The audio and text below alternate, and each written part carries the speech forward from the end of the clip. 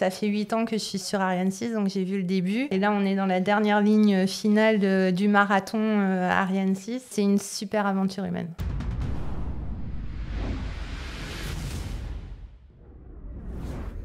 Bonjour à tous, bienvenue sur Jump Seat, l'émission qui parle d'aéronautique et d'espace sur Twitch. Merci de nous retrouver comme tous les mardis à midi. Et aujourd'hui, nous recevons Aline de Caddy. Bonjour Aline. Bonjour, je suis ravie d'être là, merci. Bonjour Aline. Aline qui travaille à l'Agence spatiale européenne, l'ESA, selon l'acronyme anglais. Aline, peux-tu nous donner ton titre exact en français, s'il te plaît? Oui, je suis ingénieure sûreté de fonctionnement et sécurité du système de lancement Ariane 6. Donc ça va être vraiment le cœur du sujet aujourd'hui. Vous voyez devant nous, devant Aline, 3 petites maquettes. Celle qui a 4 boosters latéraux, 4 étages accélérateurs à poudre. Une des 2 versions d'Ariane 6, donc Ariane 6, encore une fois, qui n'a pas encore décollé, qui n'a pas encore volé, mais c'est pour bientôt, on va en parler. Donc Ariane 64 parce que Ariane 6 avec 4 boosters latéraux. Exactement. À côté d'elle, c'est Ariane 62, Ariane 6 avec 2 boosters latéraux, 2 étages accélérateurs à poudre. Ce sera la première version qui va décoller tout à fait dans les mois qui viennent. Et puis on a la vétérane, je ne sais pas si on peut le mettre au féminin, Ariane 5, qui a fait son dernier vol à l'été 2023 et qui a fait les belles heures de l'espace, du secteur spatial européen, avec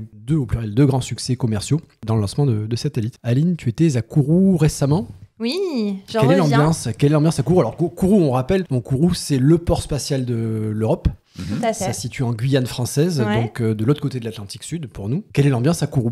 Eh ben, les équipes sont sur les starting blocks. On est en train de finir le montage de la fusée. Donc, on va en reparler. Vous avez vu peut-être il y a quelques jours, j'en reviens. Donc, on a monté le corps central avec les 2 boosters. Donc, les équipes sont en train de finaliser maintenant tous les contrôles électriques, fluides et la préparation pour le vol inaugural dans quelques semaines. Donc, à la fin de la dernière ligne droite du marathon interminable d'Ariane 6. Donc là, on peut parler d'assemblage final, on peut le dire comme ça, pour employer un terme Ouais, tout à fait, airbusien, un assemblage, disons, assemblage final. Et donc, ce qu'on voit sous le hangar, c'est le corps central. Ouais, donc c'est ça. Principal. Donc le corps central, c'est vraiment la partie centrale, la grande partie verticale que vous voyez. Avec un booster latéral qui est déjà attaché, en tout cas qui est juste à ses côtés, et le deuxième booster latéral qui arrive. Qui arrive pour son intégration également. Ouais, tout à Alors fait. ce que j'ai appelé hangar, comment ça s'appelle? C'est un portique mobile. Un portique mobile. Un portique mobile qui donc est constitué de plateformes, mais surtout il repose sur des bogies.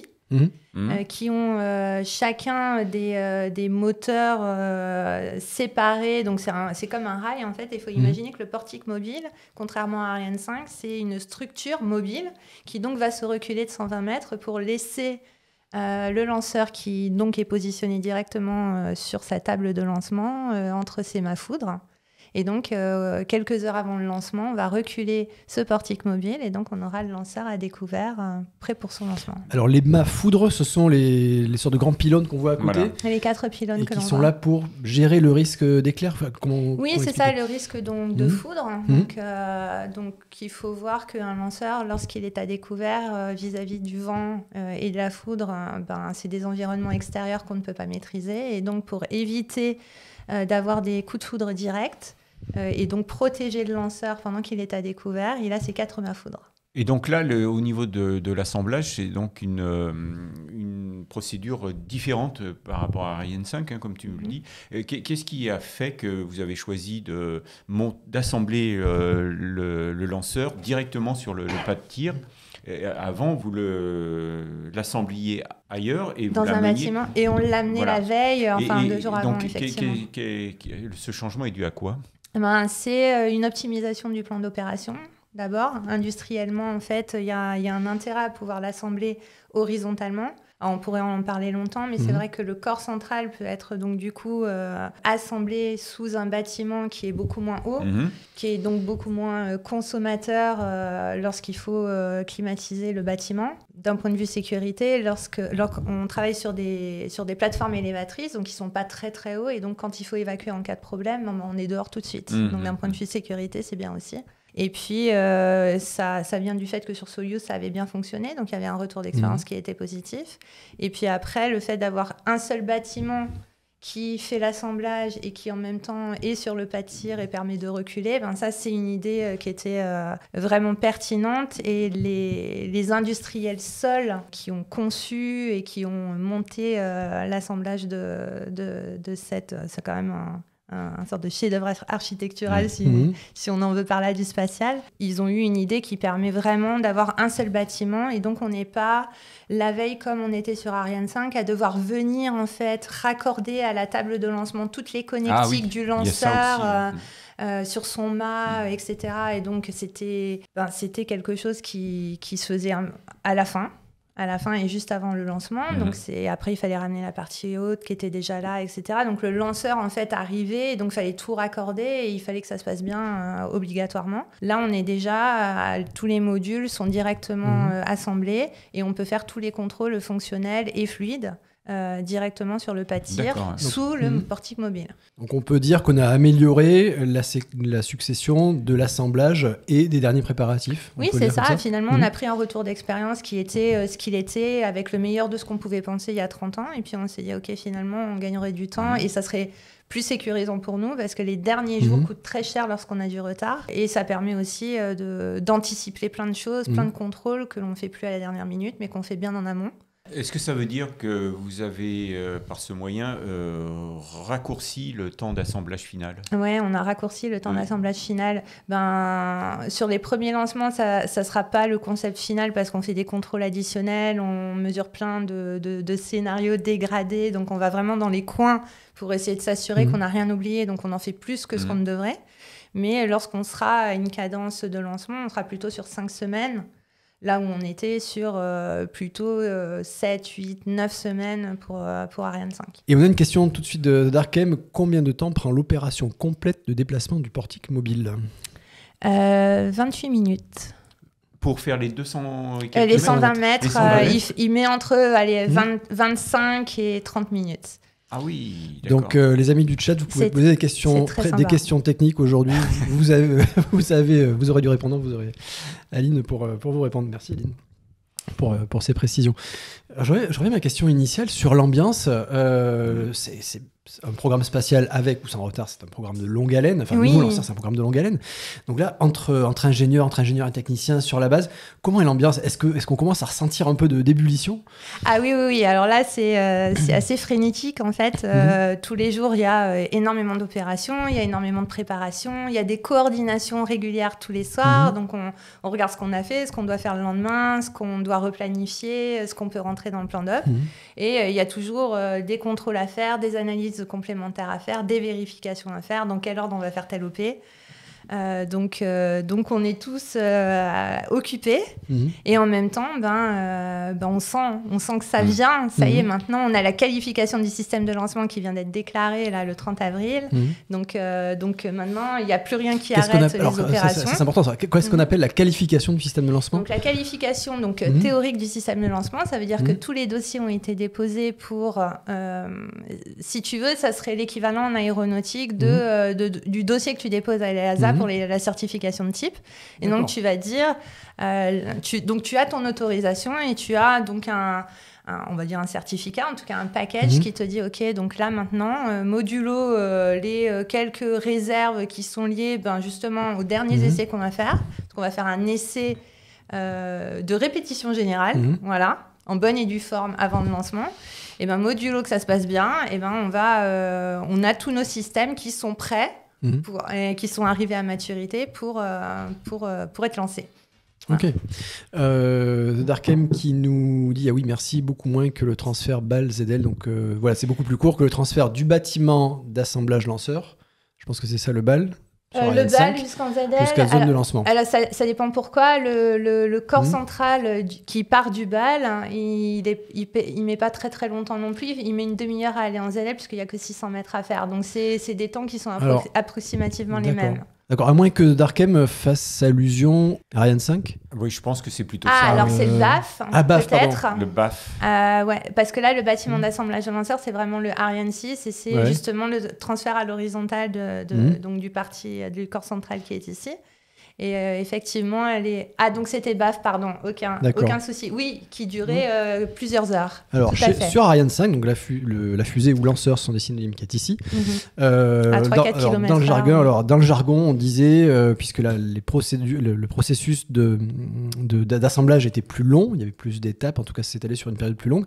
Et dans le jargon, j'avais entendu dire qu'Ariane 5 passe du BIL au BAF. Donc Ariane 5 passe du bâtiment intégration lanceur, tu me corriges, au BAF, bâtiment d'assemblage final, avec la partie haute que l'on vient positionner au BAF. Et là, on a un bâtiment d'assemblage lanceur, un BAL. Voilà. Donc, là, il s'agit d'Ariane 6, que le lanceur, effectivement. Donc sur ces deux-là où on vient, on n'a pas la partie haute. Donc la partie haute viendra sous portique mobile d'ici peu, en juin. Et effectivement, ça sera la dernière pièce que l'on va assembler, puisque les clients sous charge utile, eux, ils ont une zone de stockage et de préparation qui est pour monitorer l'environnement et la bonne santé de leur satellite. Pour surveiller l'environnement et la bonne santé. La bonne santé et les paramètres des charges utiles. Et donc, ils sont mis sous coiffe un peu plus tard. Donc, coiffe, c'est cette partie pointue ouais. qui a une forme aérodynamique qui permet justement d'être la forme la plus adéquate pour consommer moins sur la trajectoire de lancement. Et donc, ils vont arriver à la fin, à la toute fin, une fois que le lanceur sera prêt à les accueillir. Et c'est une des opérations qu'on fait à la fin, avant la répétition générale. Alors, tu nous parlais de l'ambiance, des emplois du temps très chargés à Kourou. Quelle langue on parle à Kourou ? On parle français, même si entre eux, les ingés, ils peuvent parler anglais, allemand, italien ou français. Les procédures sont en français et elles sont déroulées en français. Ah, c'est resté en français. J'ai cru que c'était passé à l'anglais pour Ariane 6. Non. D'accord, et français. Au pupitre, on parle aussi en français. Voilà. Ok. Le pupitre qui est ? Donc c'est le centre de contrôle, on va dire le cockpit de l'avion, d'où on va faire justement cette répétition générale et on va dire les dernières opérations quelques heures avant le lancement qu'on appelle chronologie. D'accord, et c'est au pupitre qu'est annoncé le décompte final. L'allumage Vulcain, c'est alors, ça aussi ? Le décompte final, il n'est pas au même pupitre. Ah, d'accord, c'est différent. Ouais. Donc, on a un cockpit qui est donc le centre de contrôle où on contrôle depuis le sol le lanceur jusqu'à ce qu'il décolle. Et on a une tour de contrôle qui est la tour Jupiter. J'essaye de faire des correspondances. Cette tour de contrôle, elle est plutôt vers le centre technique. Elle est assez déportée au début du centre spatial. Et c'est là qu'on va avoir le directeur des opérations qui, sur écran, va recevoir toutes les informations, passage au vert de tous les voyants, y compris donc, celui du lanceur, mais pas que, qui viendra donc du cockpit, donc du centre de commande où on aura les opérateurs au pupitre. Et donc, chaque en fait, centre déporté va fournir une information à la tour de contrôle Jupiter. Et la tour de contrôle, c'est elle qui, à un moment donné, va faire le décompte final. D'accord, donc c'est ce qu'on voit sur YouTube. Voilà. C'est le directeur des opérations qui lance le décompte final. J'en ai des frissons. Qui parle de l'allumage Vulcain. Alors, est-ce qu'il dira aussi allumage Vulcain pour Ariane 6 Il va le dire, je pense, oui. Non, parce que c'est le Vulcain 2.1. 2.1, voilà. Okay. Tout à fait. Mais en vrai, on garde le nom Vulcain. D'accord. Oui. Alors, je vois les yeux qui brillent. Dani qui brille, moi aussi j'ai des frissons. Ça va être compliqué de rester calme. Oui. Tu es pas basé à Kourou, mais tu y passes beaucoup de temps. Oui. C'est-à-dire qu'en ce moment, tu partages ton temps entre la France et... du moins, entre Paris et puis Kourou ? Entre Paris et Kourou, je pense que j'y passe plus de 50% de mon temps. Depuis combien de temps, ça ? Depuis presque 2 ans maintenant. Puisqu'on a fait les essais qui ont duré 22 mois. Là, on vient d'avoir la qualification du système de lancement. Et à partir de... dans 10 jours, je vais y retourner. Puis on va tous y retourner. On va rester jusqu'au lancement.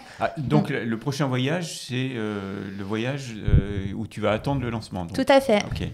Et alors, les viewers, j'espère que vous appréciez à sa juste valeur le temps qu'Aline, avec son emploi du temps, passe avec nous. Je suis ravie d'être là, merci pour l'invitation. Et donc, ça veut dire qu'à chaque voyage que tu as fait depuis 2 ans, tu vois qu'il y a chaque fois un peu plus de monde sur le du moins dans le centre spatial. Ah oui, ça se remplit au fur et à mesure. Alors évidemment, il y a des collègues qui sont là toute l'année, donc qui opèrent et qui conduisent le management des opérations pour qu'on en arrive là. Mais il y a aussi tout le management technique et tous nos chefs qui sont en métropole et qui poussent les équipes à réussir à avoir le Graal de la qualification des équipements parce parce que c'est ce qu'il nous faut en parallèle des essais. Donc, ça a vraiment été 2 étapes en parallèle. On pensait à réussir à les faire l'une après l'autre, mais c'est pas comme ça que ça fonctionne. Et donc, du coup, il a fallu réussir à garder la motivation des équipes, à garder une gestion de priorité entre les deux et réussir à tout faire. Et ça a soudé beaucoup les équipes aussi. Ouais. Ceux qui restent, ils sont vraiment très, très soudés. Et d'ailleurs, quand on a un problème sur un pôle de compétences, il y a quelqu'un qui n'arrive pas à finir ses sujets, dès qu'on a fini les nôtres, on va filer un coup de main. C'est vraiment quelque chose de très collaboratif. On est tous monopolisés pour arriver à faire fonctionner, à livrer un lanceur qui marche pour le J0. Quand tu dis tous... Tu as une idée du nombre de personnes qui travaillent en ce moment sur le centre spatial ? Sur le centre spatial, il y a plusieurs centaines de personnes. C'est simple, à la coordination d'équipe, tous les soirs, il y a déjà 300 personnes dans la boucle chaque soir. Donc sur le pas de tir, toutes les entreprises qui sont impliquées dans le système de lancement. C'est pour ça que je parle de système de lancement, parce que ce n'est pas qu'un lanceur. Il y a plein d'usines de stockage. On parle des ergols, par exemple, qui sont fabriqués hydrogène et oxygène, qui sont manutensionnés et qui servent après à l'intégration sur le lanceur. L'hydrogène liquide, c'est en quelque sorte le carburant de la fusée. Oui. Et l'oxygène, on l'emmène, c'est le comburant, on l'emmène parce que dans l'espace, il n'y a pas de... Exactement. Donc, tu as ton comburant, son carburant, donc qui vont faire la combustion, qui se transforme en eau, donc qui n'est pas polluante. Et ça, c'est vraiment que c'est un atout par rapport à d'autres lanceurs internationaux. Mais il y a aussi les gaz neutres que l'on utilise, comme l'azote, l'hélium ou l'air comprimé, donc qui vont permettre d'assainir les lignes et les réservoirs, de les pressuriser et encore de ventiler la partie haute une fois qu'elle sera assemblée sur le lanceur. Donc ça, pareil, il y a des ensembles de fabrication de ces gaz qui sont sur le pas de tir. Et puis après, il y a toutes les entreprises qui ont servi et qui manutentionnent et qui assurent la maintenance.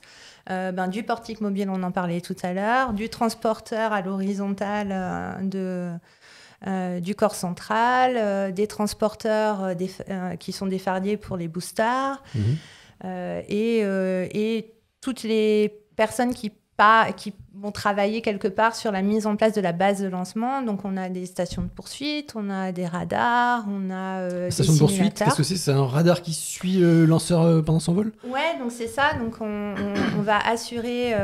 donc, il y a la montagne des Pères qui a une 40aine de kilomètres du site. Et le jour du lancement, on va suivre la bonne santé et la trajectoire du lanceur pendant son vol, donc pendant la première phase de vol, jusqu'à ce qu'elle passe à une autre station de poursuite.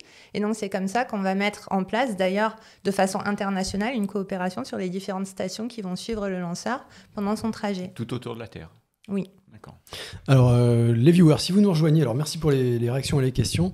Si vous nous rejoignez, nous sommes aujourd'hui avec Aline Decady, ingénieure de l'Agence spatiale européenne, donc l'ESA, qui parle d'Ariane 6. Ariane 6, alors si vous voyez les maquettes devant nous, Ariane 6 existe en 2 versions, existera en 2 versions, avec 4 ou 2 boosters latéraux, et on a mis la devancière Ariane 5 à côté. Et donc, côté chat, Elliot Beer qui nous dit « Je suis un novice en espace et lancement spatial, mais est-ce que le premier lancement d'Ariane 6 est juste un vol, entre guillemets, test, ou le déploiement d'un satellite ou autre ?» Alors, excellente question. Oui, très bonne question. Eh ben, on va avoir 18 charges utiles, donc 18 clients pour le premier lancement. Client, c'est une charge utile, donc ça va être des sondes, des déployeurs, des satellites... Alors attends, des capsules. On va bien expliquer tous ces mots-là, pardon. Mais tout à fait. Donc satellite, ça, je pense qu'on comprend bien. Ça va. Sondes. Donc des sondes qui vont capter des paramètres plutôt environnementaux, d'observation. Donc on a des universités et des centres de recherche qui développent des sondes, donc qui vont capter des informations. Quelle différence entre une sonde et un satellite ? Tu vas avoir par exemple, tu peux avoir un satellite qui va plutôt avoir pour objectif de rester en orbite et puis d'observer son environnement. La sonde, elle va collecter des informations pour un certain état, une observation de la température, pression, état de l'atmosphère, enregistrement de données. Mais elle reste quand même en orbite. Oui, tout à fait. Et il y en a qui vont revenir aussi, puisqu'on a des capsules de rentrée qui vont donc du coup qu'on appelle capsules, qui vont revenir, il y en a 2, et qui vont être déployées, mais après revenir avec le lanceur. Et quand on dit revenir avec le lanceur, c'est parce qu'en fait, contrairement à Ariane 5, on a donc le moteur Vinci là, qui est là-dessous pour l'instant. Donc le moteur du 2e étage. Du 2e étage, qui est rallumable. Et on a Qu'est-ce que tu veux dire par rallumable ? Rallumable, donc c'est-à-dire qu'il peut aller positionner, c'est une versatilité, il peut aller positionner sur différentes orbites, différents clients. D'accord. Et la dernière... donc ça fait un peu omnibus, on va une première... Tout à fait. Une première orbite, on largue, on rallume. On rallume, on peut rallumer 40 minutes et aller sur une autre orbite. D'accord, donc c'est le TER, ça. Oui. Un peu le TER, si tu veux. Et puis à un moment donné, il y a une politique qu'on a mis en place côté européen qui est sur la loi spatiale sur un territoire français, c'est la loi spatiale que l'on applique. Et qui est le 0 débris. Et donc, sur Ariane 6, on rallume le dernier étage pour qu'il fasse un boost de déorbitation. Et donc, c'est là qu'on va évacuer les ergols qui restent, couper l'énergie et donc faire rentrer et donc ne pas garder en orbite un débris. Donc on ne génère pas de débris avec Ariane 6 en orbite. L'idée, c'est de ne générer aucun déchet en orbite avec Ariane 6. Et donc, tu disais, ces capsules vont revenir...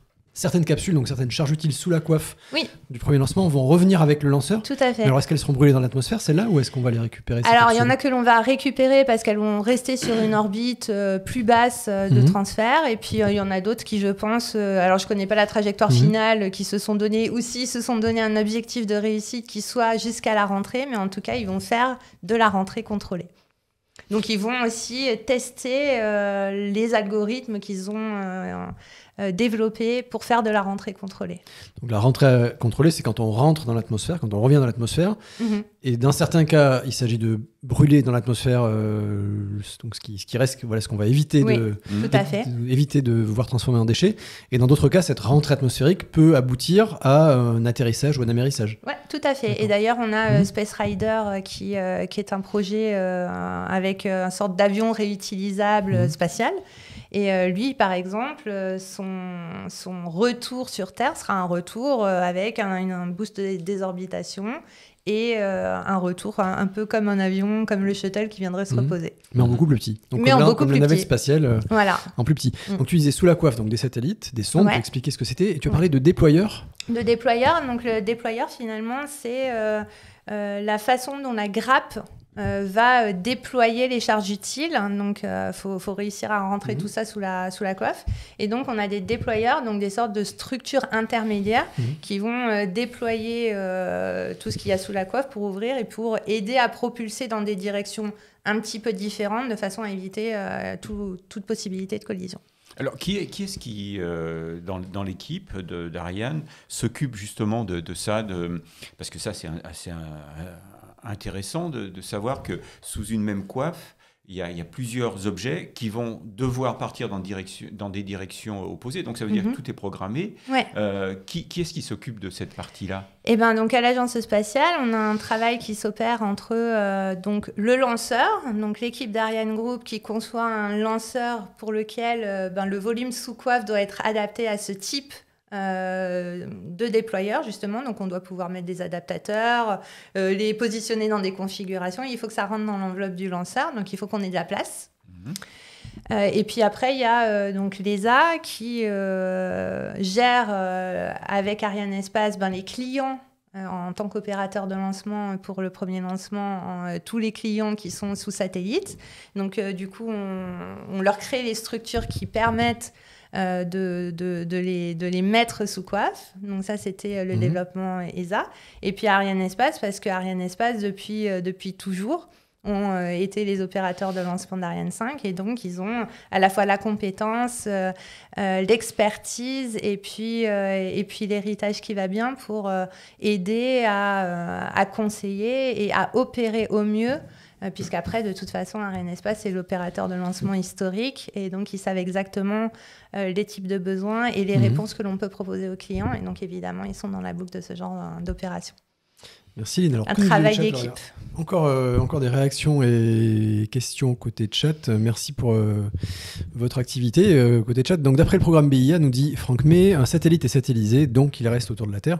Une sonde va chercher des données, quelle que soit sa trajectoire, elle peut faire un saut de puce, rester satellisé un certain temps ou sortir de l'attraction terrestre. Et puis, alors le BIA, je rappelle que c'est le brevet d'initiation aéronautique, un brevet de l'éducation nationale qu'on peut préparer quand on est en 3e, voire en seconde, ou plus tard, ouais. Et qui permet d'acquérir une culture aéronautique et spatiale. Et alors je me permets de rajouter un petit détail là-dessus, parce que du coup... le BIA, on essaye de l'adapter aujourd'hui à Kourou parce qu'on s'est rendu compte que il y aurait jamais... Enfin, imaginez, vous grandissez à Kourou, vous habitez là-bas et vous pouvez voir des lanceurs décoller depuis la plage, mais par contre, vous n'avez aucun accès pour travailler au centre spatial parce qu'il n'y a pas un système éducatif qui vous permet de monter en compétences et un jour de rentrer. Et donc, on est en train de mettre en place l'équivalent d'un BIA aérospatial qui va permettre en fait d'être une formation. Donc, je donnais il y a quelques mois des cours, mais je ne suis pas la seule. On est plusieurs collègues à donner des cours et à créer une formation qui sera un peu semblable, c'est-à-dire disponible en ligne avec des quiz et des certificats qui seront ensuite des certificats diplômants et qui permettront du coup de rentrer sur ces compétences-là, travailler sur la base. Et ça, c'est quelque chose qui nous tient aussi beaucoup à cœur parce que c'est hyper important de s'assurer que la génération qui arrive, c'est la génération des gens qui aussi sont là et voient grandir les fusées et voient opérer les fusées au fur et à mesure. Et il n'y a pas forcément que des experts de métropole qui viennent en Guyane. L'objectif, c'est vraiment d'avoir un pôle de talent en local. On peut utiliser indifféremment le terme fusée et lanceur ? On peut, mais le lanceur, il est plus approprié à notre discours aujourd'hui parce qu'un lanceur, comme son nom l'indique, il lance quelque chose. Et donc, pour lancer quelque chose, comme tu disais tout à l'heure, je ne sais plus... je ne sais plus qui parlait des satellites tout à l'heure, excusez-moi. Ouais. Elliot, peut-être. Peut-être. Et du coup, on disait que l'objectif, c'est la satellisation. Alors oui, la satellisation, puisque le lanceur, ce qu'il permet de faire, c'est d'atteindre les 7,9 km/s qui sont nécessaires pour satelliser un objet en orbite et donc le faire tourner autour de la Terre. C'est bien ça son objectif. Donc c'est un lanceur qui lance quelque chose, évidemment, avec un moteur qui propulse cette fusée, alors que la fusée en elle-même, c'est le nom générique d'un composant structurel qui est propulsé par un moteur et qui va dans l'espace. Voilà. Donc ici, comme on parle de notion de charge utile et de satellisation, le lanceur, c'est le mot le plus approprié. Très bien. Alors, c'est peut-être l'occasion aussi, on a commencé à le faire, mais de rappeler à quoi sert, de rappeler un petit peu les fondamentaux. Donc, tu as bien expliqué à quoi sert un lanceur. Pourquoi est-ce qu'il y a plusieurs moteurs ? Plusieurs moteurs qui ne s'allument pas tous au même moment. Donc, là, sur les maquettes, donc, on peut parler du moteur central. Est-ce que tu peux montrer où se situe le moteur central ? Bon, comme son nom l'indique, tout dessous. Voilà, c'est le moteur Vulcain, Vulcain 2.1 sur Ariane 6. Ouais. Les 4 boosters latéraux, et puis il y a le moteur Vinci que tu as évoqué tout à l'heure, qui sera le moteur du deuxième étage. Ouais, qui est sous cette partie-là. Alors, pourquoi Martin nous souffle, effectivement. On peut prendre la grande fusée. Prenons la grande fusée. C'est le moment de prendre la grande maquette. Ah oui. Ouais. Ce serait dommage de ne pas l'utiliser celle-là. C'est l'Ariane 64. Donc, alors pourquoi plus d'un étage, par exemple ? Pourquoi avoir un Vulcain en bas, un Vinci un peu plus haut ? Parce qu'en fait, on essaye au final, tout simplement, de virer ce qui n'est pas nécessaire le plus vite possible. Donc, pour optimiser la consommation et donc le carburant qu'on va utiliser. Donc pour s'alléger le plus vite possible. Pour s'alléger le plus vite possible. Donc, c'est pour ça qu'on a un concept à étage. Donc, par exemple, les boosters, eux, ils sont très puissants au décollage. Donc, ils vont permettre de s'extraire de la gravité terrestre très rapidement. Mais ils vont brûler que 2-3 minutes. Alors, on les appelle les boosters latéraux ou les étages accélérateurs à poudre, c'est ça ? C'est bien les deux dénominations. Tout à fait ça, de façon un peu identique à ce qu'on avait sur Ariane 5. Ensuite, le lanceur, donc le moteur principal, le Vulcain 2.1, lui, il va faire toute la phase. Donc, il faut voir que les réservoirs, ils vont jusque-là. Donc, hydrogène, oxygène, voilà, il y a des gros bébés. Tout en montrant, vas-y, reprends l'emplacement des réservoirs, s'il te plaît. Et ne te laisse pas impressionner par l'ardoise du réalisateur. Des ardoises. Donc, on a le gros réservoir d'hydrogène et d'oxygène. Et donc, ces deux-là, effectivement, on a besoin donc, de faire environ 8-9 minutes de vol. Hein, donc, avec le corps central donc, alimenté, propulsé par le Vulcain. Et par la suite, donc, une fois qu'ils sont vides, évidemment, on peut les séparer et donc le reste du lanceur continue. Et en fait, finalement, la séparation, elle est jusque-là, puisque le Vinci étant en dessous, on va séparer et pouvoir le mettre à visu à partir du moment où on enlève l'étage inférieur. Et après, on va enlever la coiffe, puisque une fois qu'on est... on va dire qu'on est dans l'espace à 120 km d'altitude, les forces aérodynamiques qui sont là et qui en fait obligent d'avoir une coiffe pour protéger notre charge utile, ce n'est plus nécessaire. Il n'y a plus d'air. Il n'y a plus d'air, donc on va pouvoir séparer. Donc elle va s'ouvrir en deux parties et elle va retomber. Et donc après, le Vinci qui restera, lui, est en charge d'emmener à l'orbite finale de libération les grappes de satellites aux différents endroits. Et donc, il va se réallumer autant de fois nécessaire jusqu'à ce qu'il ait largué la dernière charge utile avant de revenir. D'accord. Vulcain, Vinci, alors à chaque fois, on a des noms qui commencent par un V, parce que... Parce que je pense que c'était lié aux premières fusées françaises. Je pense qu'on avait toute la série des Véroniques et je pense que c'était toute cette partie-là à l'époque. On m'avait dit que c'était lié au site de Vernon. Oui, le site d'Ariane Group je pense aussi Vernon. que tout est lié effectivement à la base. Oui, okay. C'est vrai. Très bien. Fabriqué à Vernon. Merci. Et développé Côté chat, on vous oublie pas. On peut pas répondre à tout à la fois maintenant, mais au fil de l'émission, voilà, on va répondre à tout. Il y avait une question de Fab Morlon à propos de l'envoi d'utiliser Ariane 6. Je retrouve plus, mais utiliser Ariane 6 pour envoyer un équipage. Ah oui, très bonne question. Est-ce que c'est jouable ça ? Alors c'est pas le cas aujourd'hui. Oui, très bonne question, j'aurais dû le dire. Effectivement, on parle des gens qui mettent en œuvre et qui pilotent depuis le sol, mais on n'a pas de pilote à bord. Le pilote à bord, c'est un programme de vol qui est avec des paramètres de mission qui sont rentrés avant le lancement et qui font que le lanceur est autonome au décollage. Donc, on n'a pas de pilote aujourd'hui. Le développement d'Ariane 6 en version habitée, c'est quelque chose dont le directeur général de l'ESA essaye de mettre sur la table des négociations. On a un projet dans les cartons avec des études qui sont faites en interne pour étudier comment on pourrait imaginer, ça serait quoi les modifications qu'il faudrait opérer sur l'architecture du lanceur pour pouvoir faire du vol habité.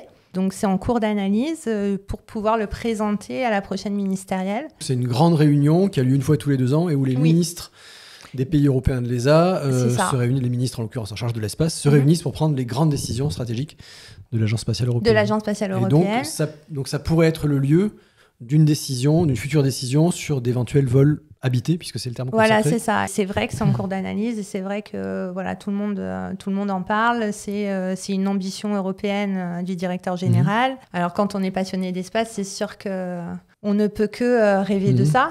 Après, on verra ce que les 22 États membres décident et comment ils arrivent à se mettre d'accord pour créer cet accès à l'espace habité européen dans le futur. Alors, je vais ouvrir une petite parenthèse pour rappeler ce que c'est l'ESA, pour citer citer le nom du directeur général, aussi Joseph Aschbacher, ouais. qui est moins connu en France. Quand on est français, on entend plus souvent parler de Stéphane Israël, qui est le patron d'Arianespace. On entend parler de Martin Sion, qui est le patron d'Ariane Group. On va y venir après. Donc Ariane Group, Arianespace, donc l'une est le filiale de l'autre, on y viendra après. L'Agence spatiale européenne, on entend un peu moins parler. Toujours est-il que le directeur général, c'est Joseph Aschbacher. Tout à fait. Et que tu parlais des 22 pays membres, en effet. Alors on pourrait se dire, pourquoi 22 ? Pourquoi pas 27 comme l'Union européenne ? Parce que ce sont deux organisations indépendantes. L'une n'est pas une agence de l'autre. Non. C'est-à-dire que l'EASA, tu en parlais tout à l'heure, l'Agence de la sécurité aérienne, l'EASA, est bien une agence de l'Union européenne. D'ailleurs, son nom complet, c'est l'Agence de l'Union européenne pour la sécurité aérienne. En revanche, l'ESA, l'Agence spatiale européenne, est une organisation intergouvernementale avec 22 pays membres qui recouvre partiellement les 27 pays de l'Union européenne, mais pas entièrement. Non. Par exemple, le Royaume-Uni est toujours membre de l'Agence spatiale européenne, indépendamment du fait qu'il a quitté l'Union européenne. Tout à fait. Et à contrario, certains pays de l'Union ne sont pas membres de l'Agence spatiale européenne. Oui, c'est ça. Donc il y a une organisation qui s'est développée autour de ces États membres et qui est un petit peu indépendante finalement de l'Union. Voilà, donc 22 pays membres qui font des... Donc quand il y a une réunion ministérielle, ce sont des grandes discussions. Plusieurs jours, la réunion dure plusieurs jours. C'est plusieurs jours, tout à fait. Puis c'est sacrément préparé. Je voulais ajouter sur les vols habités, l'Europe, au sens Agence spatiale européenne, possède presque toutes les compétences et plus que ce qu'on imagine pour le vol habité. Bon, on sait faire des lanceurs parfaitement fiables. On a qualifié avec l'ATV, donc c'était un véhicule qui a ravitaillé plusieurs années de suite, qui a ravitaillé la Station spatiale internationale. Oui. Avec ce véhicule, on a maîtrisé des véhicules qualifiés pour le vol habité. Même s'il n'était pas habité, il devait remplir les mêmes niveaux de sécurité pour faire court. Puisqu'il devait s'arrimer à une station habitée, il devait donc avoir les mêmes critères de qualification qu'une station habité. Ça, on sait faire en Europe. Ouais. Et on sait très bien faire aussi les modules de la Station spatiale internationale, puisque la majeure partie des modules pressurisés pour la partie occidentale, alors occidentale au sens pays occidentaux de la Station spatiale internationale, sont fabriqués par Thales Alenia Space à Turin. Donc on maîtrise parfaitement les modules pressurisés. Bah, tout à fait. Et d'ailleurs, on est un acteur majeur du programme Artemis. Qui est le programme lunaire. Donc, qui est le programme lunaire avec la fameuse station 6 lunaire, la Gateway.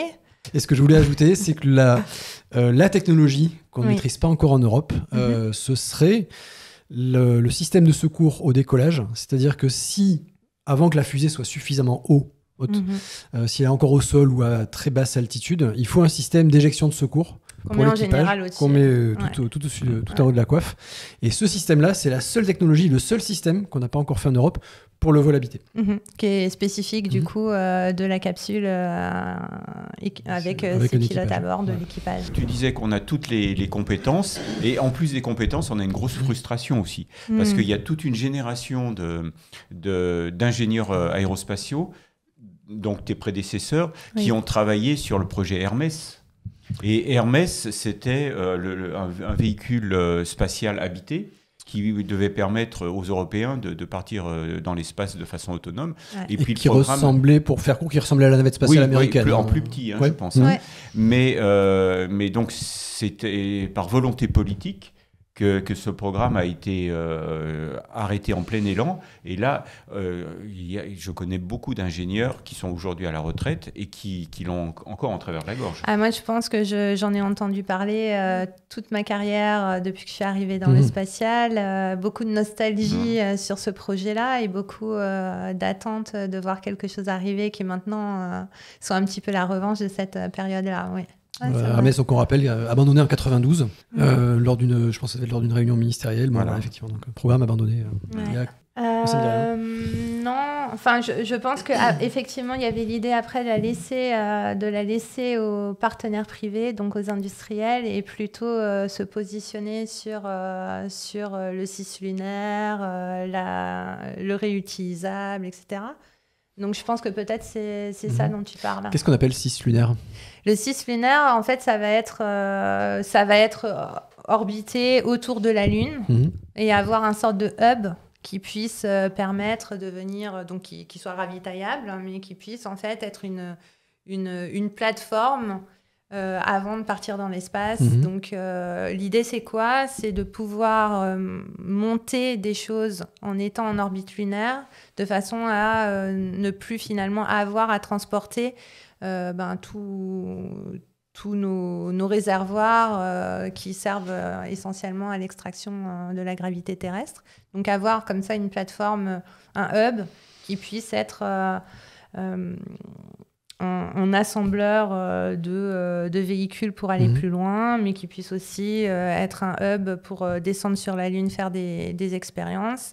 Et c'est pour ça que du coup, dans ce cadre-là, les différents protocoles d'échange qui ont été discutés avec l'ESA, et tu parlais de Thales tout à l'heure, donc il y a donc sur la Gateway, il y a une station Habitat, donc le HAB, qui serait donc dans le contrat européen. La Gateway, c'était la station cislunaire. Hein. Donc la station cislunaire. Donc on a des modules d'habitation donc qui seraient européens. Il y a le module de ravitaillement justement pour ravitailler la station qui serait européen. Il y a le module de les transmissions.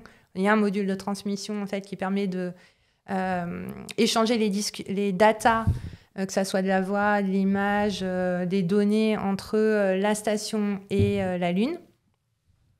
Et il y a évidemment le lander, donc l'atterrisseur lunaire européen qui fait aussi partie de la conception de cette architecture-là lunaire et qui fait partie aussi des constructions et des contributions européennes.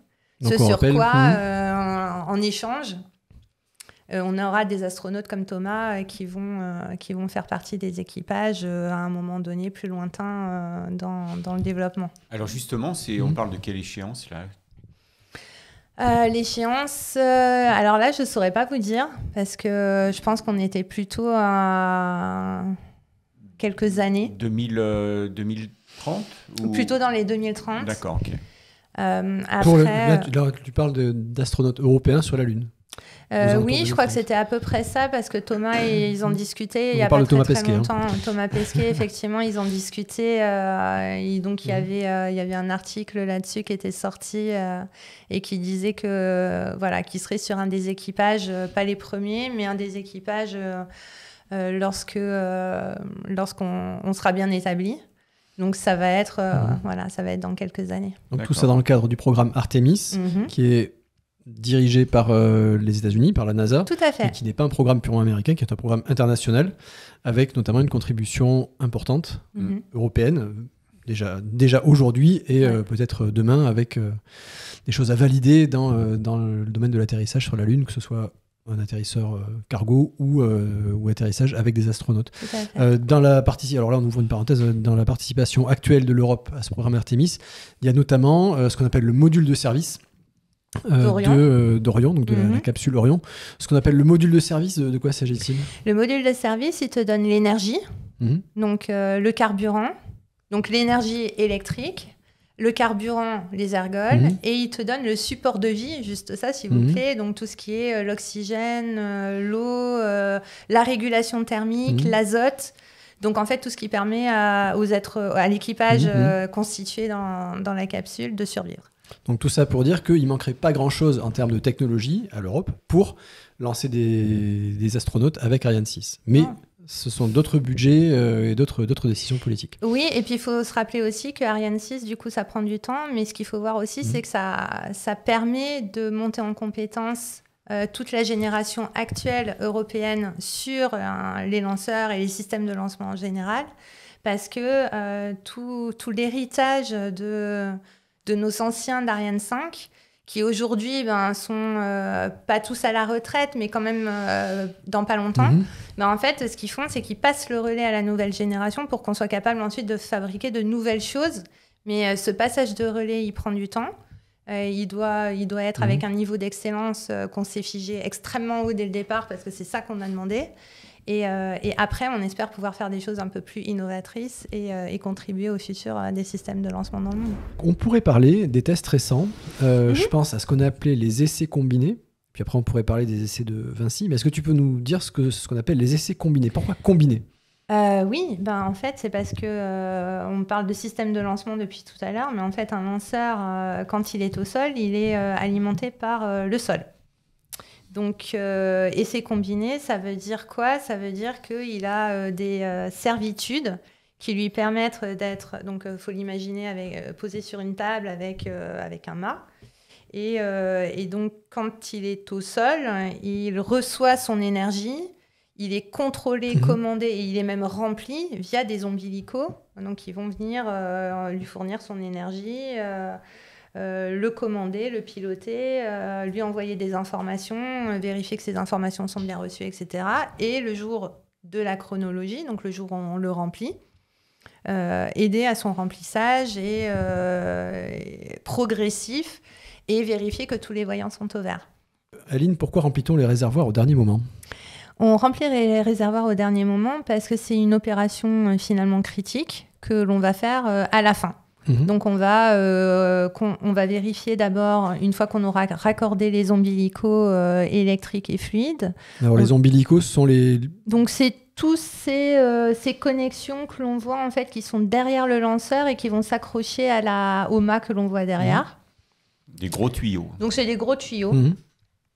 Et ces gros tuyaux, ils vont permettre de faire bouger des vannes, les ouvrir, les fermer partiellement. Donc, vous voyez, c'est sur le côté derrière le lanceur. Et donc, on a besoin de vérifier fil à fil, câble à câble, vanne à vanne, que toute la ligne d'énergie jusqu'à la vanne, c'est bien la bonne vanne que l'on commande, avec la bonne impulsion, avec la bonne fiabilité et avec le bon niveau de modification du positionnement de cette vanne que l'on veut. Et donc, on va faire énormément de contrôle là-dessus. Et ce n'est qu'à la fin, quand on a maîtrisé ça, et qu'on maîtrise aussi l'environnement, la pression, la régulation thermique du lanceur, qu'on commence à mettre en froid les lignes, donc mettre tout à la même température, puisque les ergols que l'on a, c'est des ergols cryogéniques, donc moins 183 degrés pour l'oxygène et moins 250 degrés pour l'hydrogène. C'est très froid. Donc du coup, on met en froid les lignes. Dans les deux cas, ils sont liquides. Dans les deux cas, ils sont liquides. Oui. Et donc, on va pouvoir remplir, une fois qu'on aura mis en froid et assaini les lignes, donc on en parlait tout à l'heure avec des gaz neutres, et après, on remplit progressivement.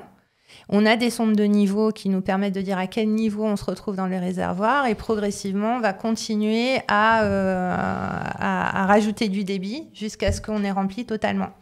Et on ne remplit pas au même débit tout le temps, parce que quand on arrive en haut, c'est un peu comme une coupe de champagne. Si on la remplit trop vite, ça va buller, ça va donc vouloir déborder.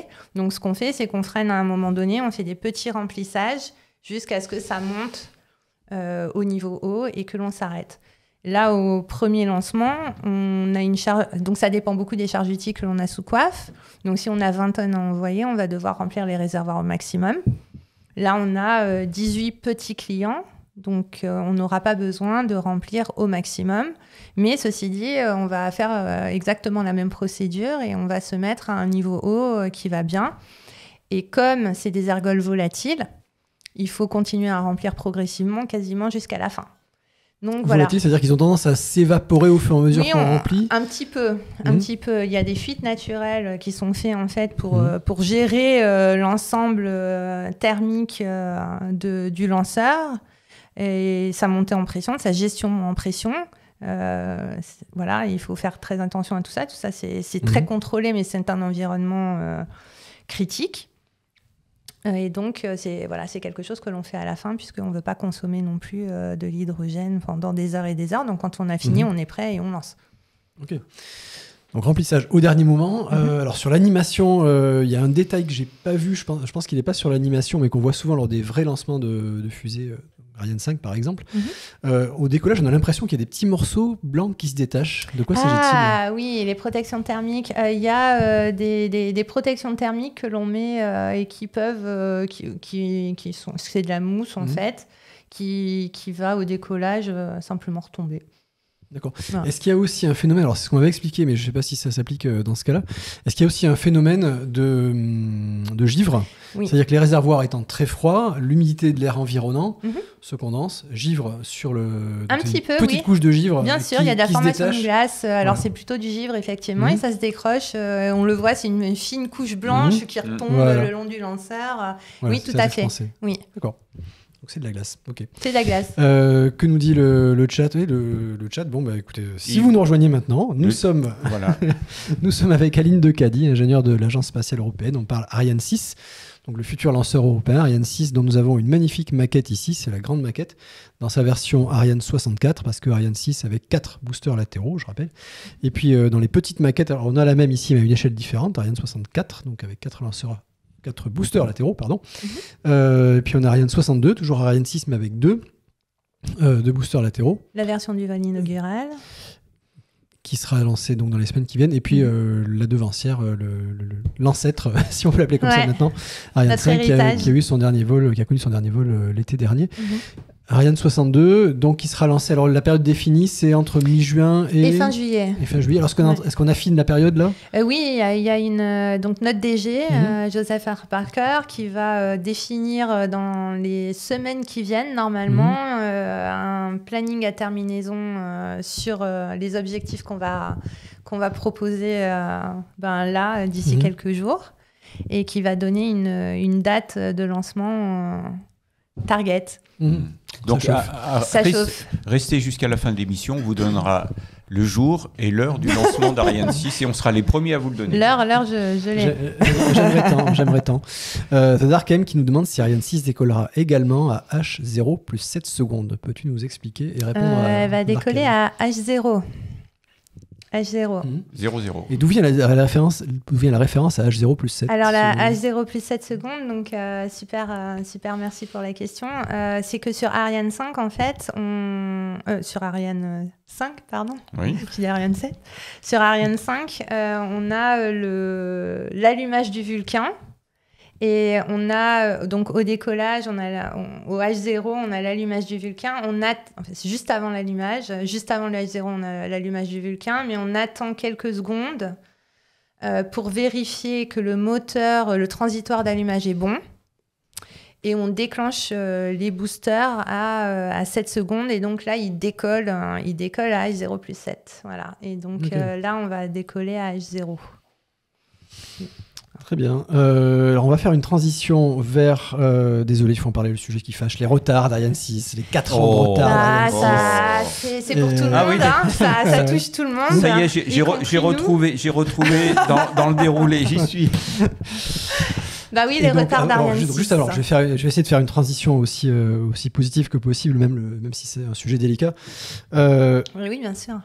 Donc tu parlais des essais combinés, donc combinés parce qu'on essaie à la fois le lanceur, ou en tout cas une maquette grandeur nature du lanceur qu'on a appelé le CM1, c'est ça? Le CM tout court peut-être. CTM, pardon. Le CTM, le Combine Test Model. Donc une sorte de maquette géante. Fonctionnelle du lanceur pour les essais au sol. Bien sûr, qui avait 4 boosters pour le coup. Ouais. Donc c'était vraiment celle-là. Donc combiné parce que on essaie le lanceur, ce qu'il représente, et le système sol et le segment sol. Donc combiné parce que c'est sol et vol. Il y a eu donc ces essais-là, ils ont été longuement retardés, ils ont été assez longs. Ils ont pris combien de temps? Tu disais 22 mois. En tout et pour tout, depuis le moment où on est arrivé en Guyane avec le modèle d'essai et ensuite l'arrivée du modèle de vol, il y a eu 22 mois. Voilà.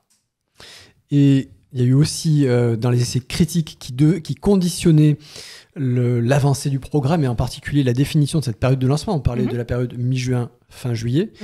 Période qui a été définie il y a quelques mois, mais avant de pouvoir définir cette période, l'Agence spatiale européenne et ses partenaires avaient besoin de certitude sur les résultats de ces essais combinés d'une part, et les résultats d'essais du moteur Vinci, ce fameux moteur dernier cri rallumable, d'autre part, essais qui ont eu lieu en Allemagne sur un site connu dans le domaine spatial qui s'appelle le site de Lampolshausen, j'espère que je prononce bien. Oui, c'est bien. Qui est un site du DLR, donc l'équivalent allemand de l'ONERA, où on fait pas mal d'essais spatiaux, notamment de l'étage supérieur, Ariane 6.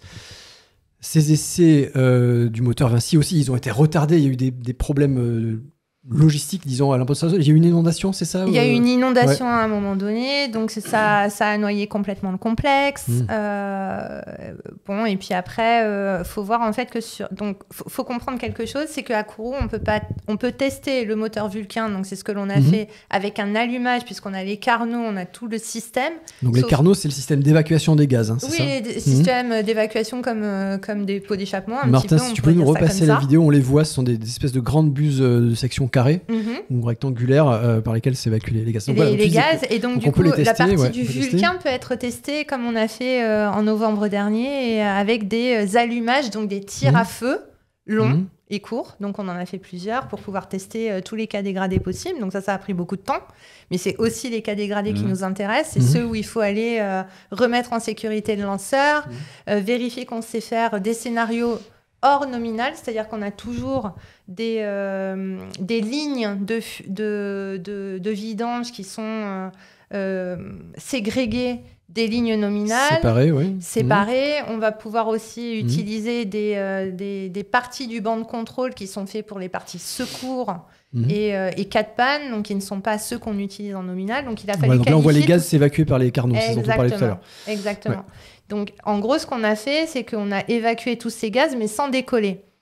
Et donc, ce qu'il fallait, c'était aussi protéger les installations au sol, puisque comme on ne décolle pas, il ne faut pas non plus les abîmer. Donc, il y a eu tout un tas de problématiques spécifiques à un allumage au sol qu'on n'aurait jamais dans un cas nominal où on décolle. Donc ça, c'était la problématique du Vulcain et qui a fait qu'on a mis du temps aussi à Kourou pour trouver des solutions pour ne pas endommager le bâti parce qu'on n'en a qu'un.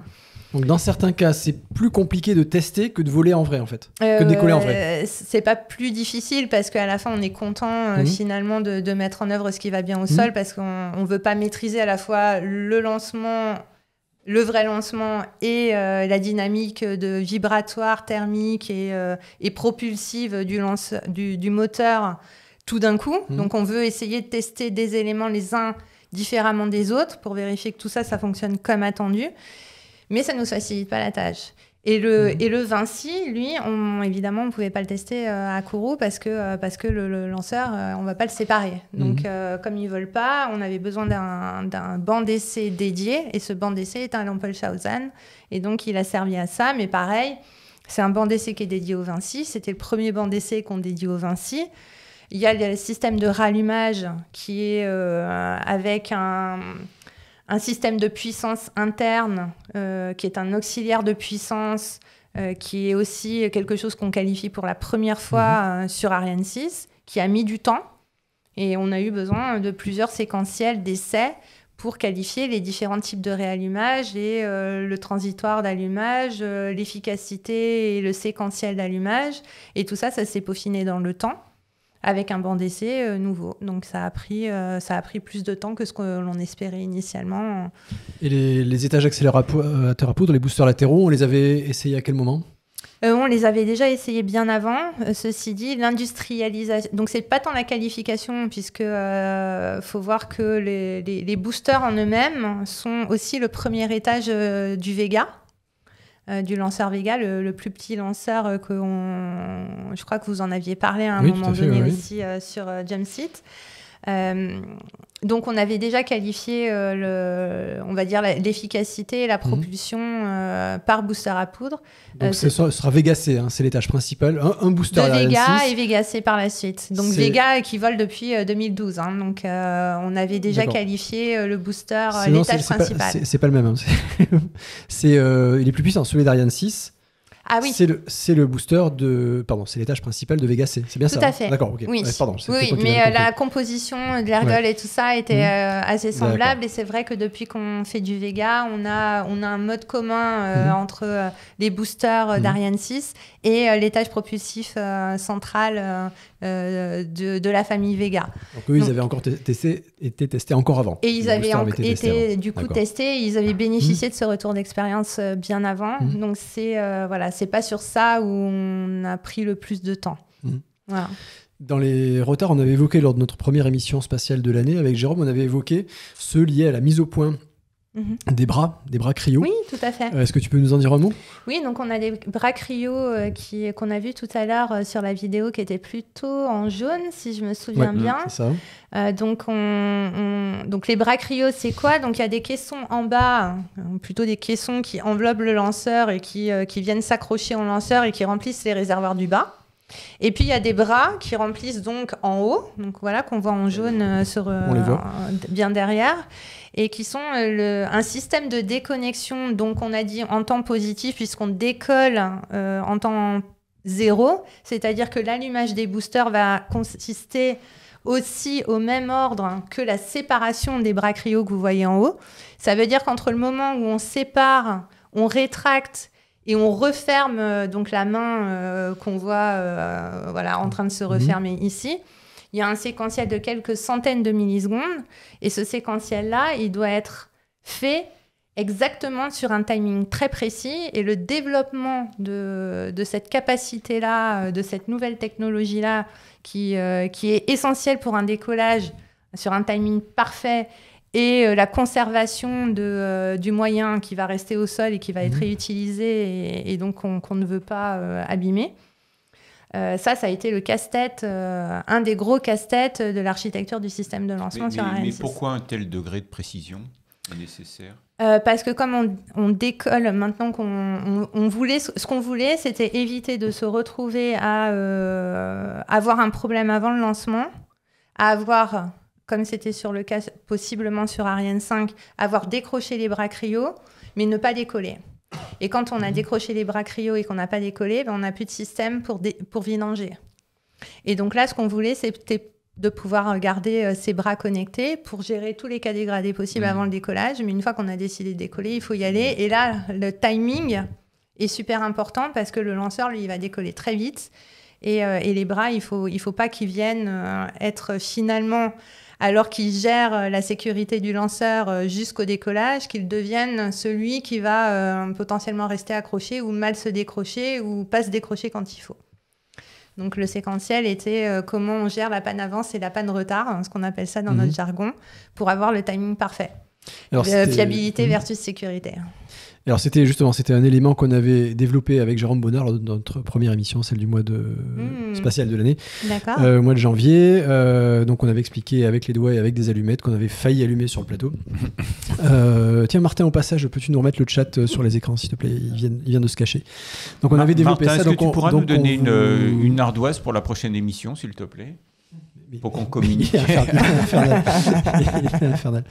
Alors, The Dark M, on va te répondre, mais auparavant, donc je peux parler de cette séquence. Donc, tu parlais aussi des bras cryo.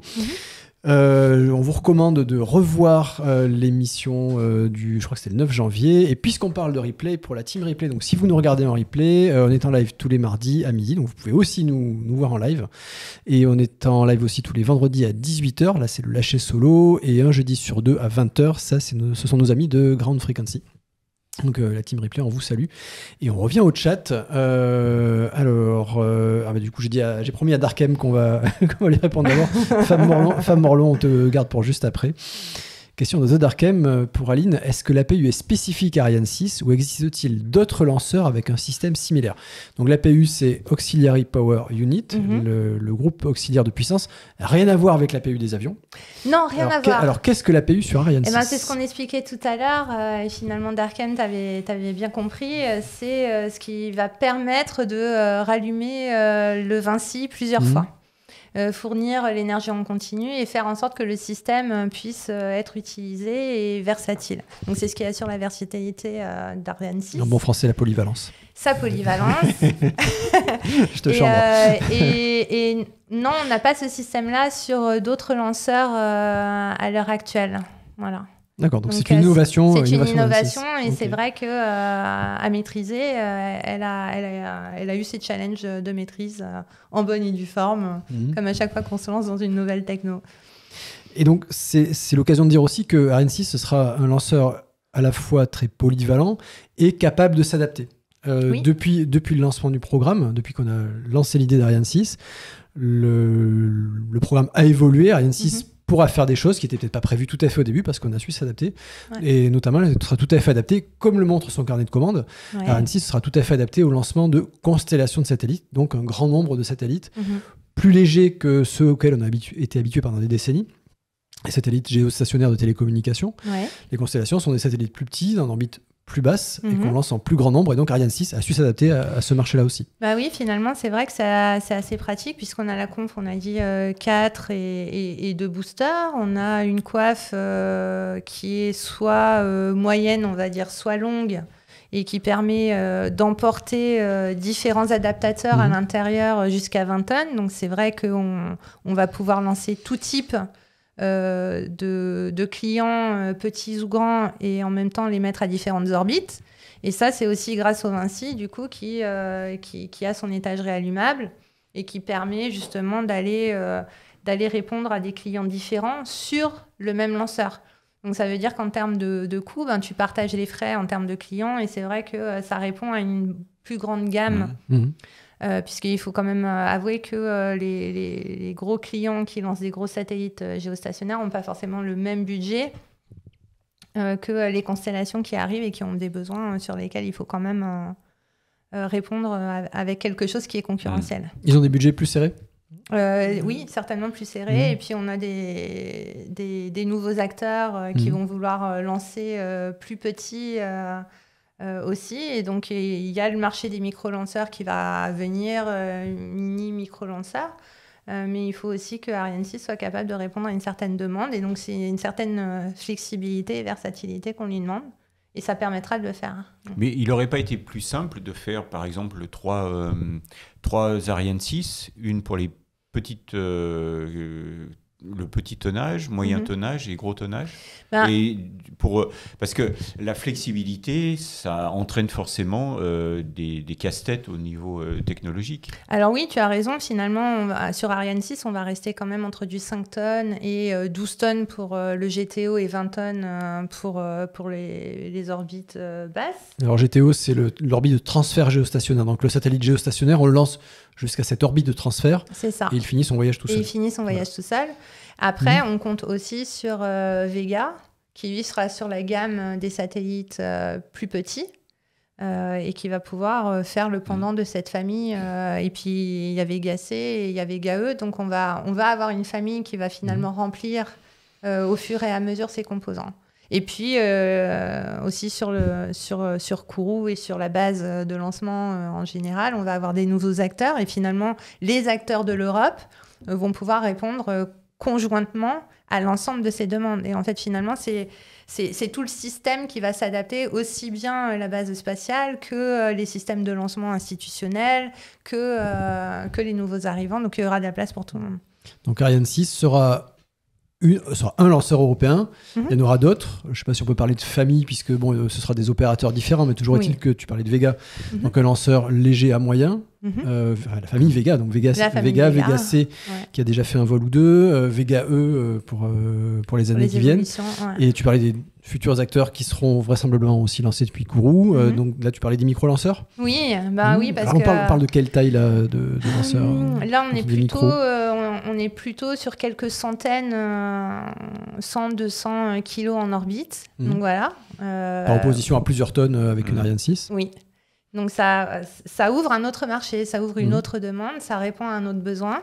Et là, typiquement, c'est assez sympa parce qu'on voit aussi la base de lancement qui commence à utiliser les moyens Ariane 5 pour Vega C, Vega E. On a un endroit où on avait des anciennes installations Ariane du tout début d'Ariane sur lesquelles on va pouvoir installer des nouveaux arrivants. Alors pourquoi on utilise à chaque fois ce qu'on a déjà ? C'est parce que sur le centre spatial, le fait de... comment je pourrais dire ça ? De fabriquer, de prendre de la place de ce gros campus, de cette nature. L'idéal, c'est que quand on fait un terrassement, vu qu'on a pris sur la nature, il faut utiliser ce terrassement après et essayer de ne pas refaire un terrassement à côté qui va encore prendre sur la nature, etc. Donc, pour garder un équilibre avec la faune et la flore, on utilise vraiment les pas de tir qui ont déjà été conçus et on les réutilise à bon escient. Et donc, c'est comme ça qu'on essaye aujourd'hui d'utiliser les bâtiments qui existent. On les remet à poste, on leur redonne une seconde vie, mais on essaye de pas fabriquer ce qui n'est pas nécessaire. Le centre spatial de Kourou, c'est en fait un ensemble de pas de tir. Et vous pouvez travailler simultanément sur 2 pas de tir de façon à pouvoir faire des tirs très rapprochés. Oui, on peut. Après, il y a des histoires de coactivité. Donc, par exemple, le jour où on va faire le remplissage la veille du lancement et le jour du lancement, qu'on va remplir vraiment le lanceur pour qu'il décolle, on n'aura pas d'opération critique sur par exemple, le pas de tir de Vega qui est à côté. Mais sinon, concrètement, sous le portique mobile de chacun, chacun peut faire ses opérations effectivement conjointement. Et il y a combien de pas de tir ? Là, sur Ariane 5, on est sur le 4e pas de tir. Donc sur Ariane 6, on est sur le 4e pas de tir Ariane. Sachant que les autres vont être distribués. On a celui de Soyouz qui va être remis à la France, donc, dont la France va reprendre la main dessus. Et on a le pas de tir Vega pour l'instant. Donc on rappelle, Soyouz, effectivement, une fusée russe qui a été lancée pendant de longues années depuis... Certaines ont été lancées pendant de longues années depuis Kourou. Tout à fait. Elle faisait partie de la famille de lanceurs que proposait Arianespace. Et évidemment, depuis l'invasion de l'Ukraine par la Russie en février 2022, la coopération avec l'agence russe est terminée. Bien sûr. Donc on reprend possession du pas de tir de Soyouz à Kourou. On avait la question de Fab Morlon sur l'héritage d'Ariane 5 repris dans Ariane 6. Quel est cet héritage technologique ? Alors, ce qui est repris, c'est intéressant parce que souvent on parle de ce qui est nouveau, mais de ce qui est repris, pas tant que ça finalement. Faut voir qu'Ariane 5, c'est un bijou de technologie, donc on en est très fiers. Il est très fiable, donc c'est bien celui-ci. Il a répondu à un besoin pendant très très longtemps parce qu'il était capable d'emmener 2 charges utiles différentes avec un système qui permet d'adapter et de mettre les deux charges utiles sous coiffe, qu'on appelle SILDA, un système de lancement double. Donc voilà, et on pouvait lancer jusqu'à 10 tonnes. Donc il a vraiment permis de développer il a été évolutif. Il a permis de lancer des JWST ou des JUICE qui sont des programmes avec des gros télescopes ou des une sonde qui est partie vers Jupiter. Qui est partie vers Jupiter, qui n'est pas encore arrivée. Et en fait, il a vraiment rempli des missions très diversifiées. Et il était à la pointe de la technologie à un moment donné. Ce qu'il a permis de faire, c'est de monter en compétence l'Europe à ce moment-là, de conserver finalement une fiabilité, une qualité au travers des années. Donc, c'est-à-dire vraiment avoir un suivi du pourquoi, du comment. Il faut garder une certaine rigueur et une certaine excellence dans l'industrie aérospatiale, surtout quand on ne peut pas se permettre de tester toutes les erreurs qu'on pourrait faire. Donc, il a rempli ça avec brio pendant des années.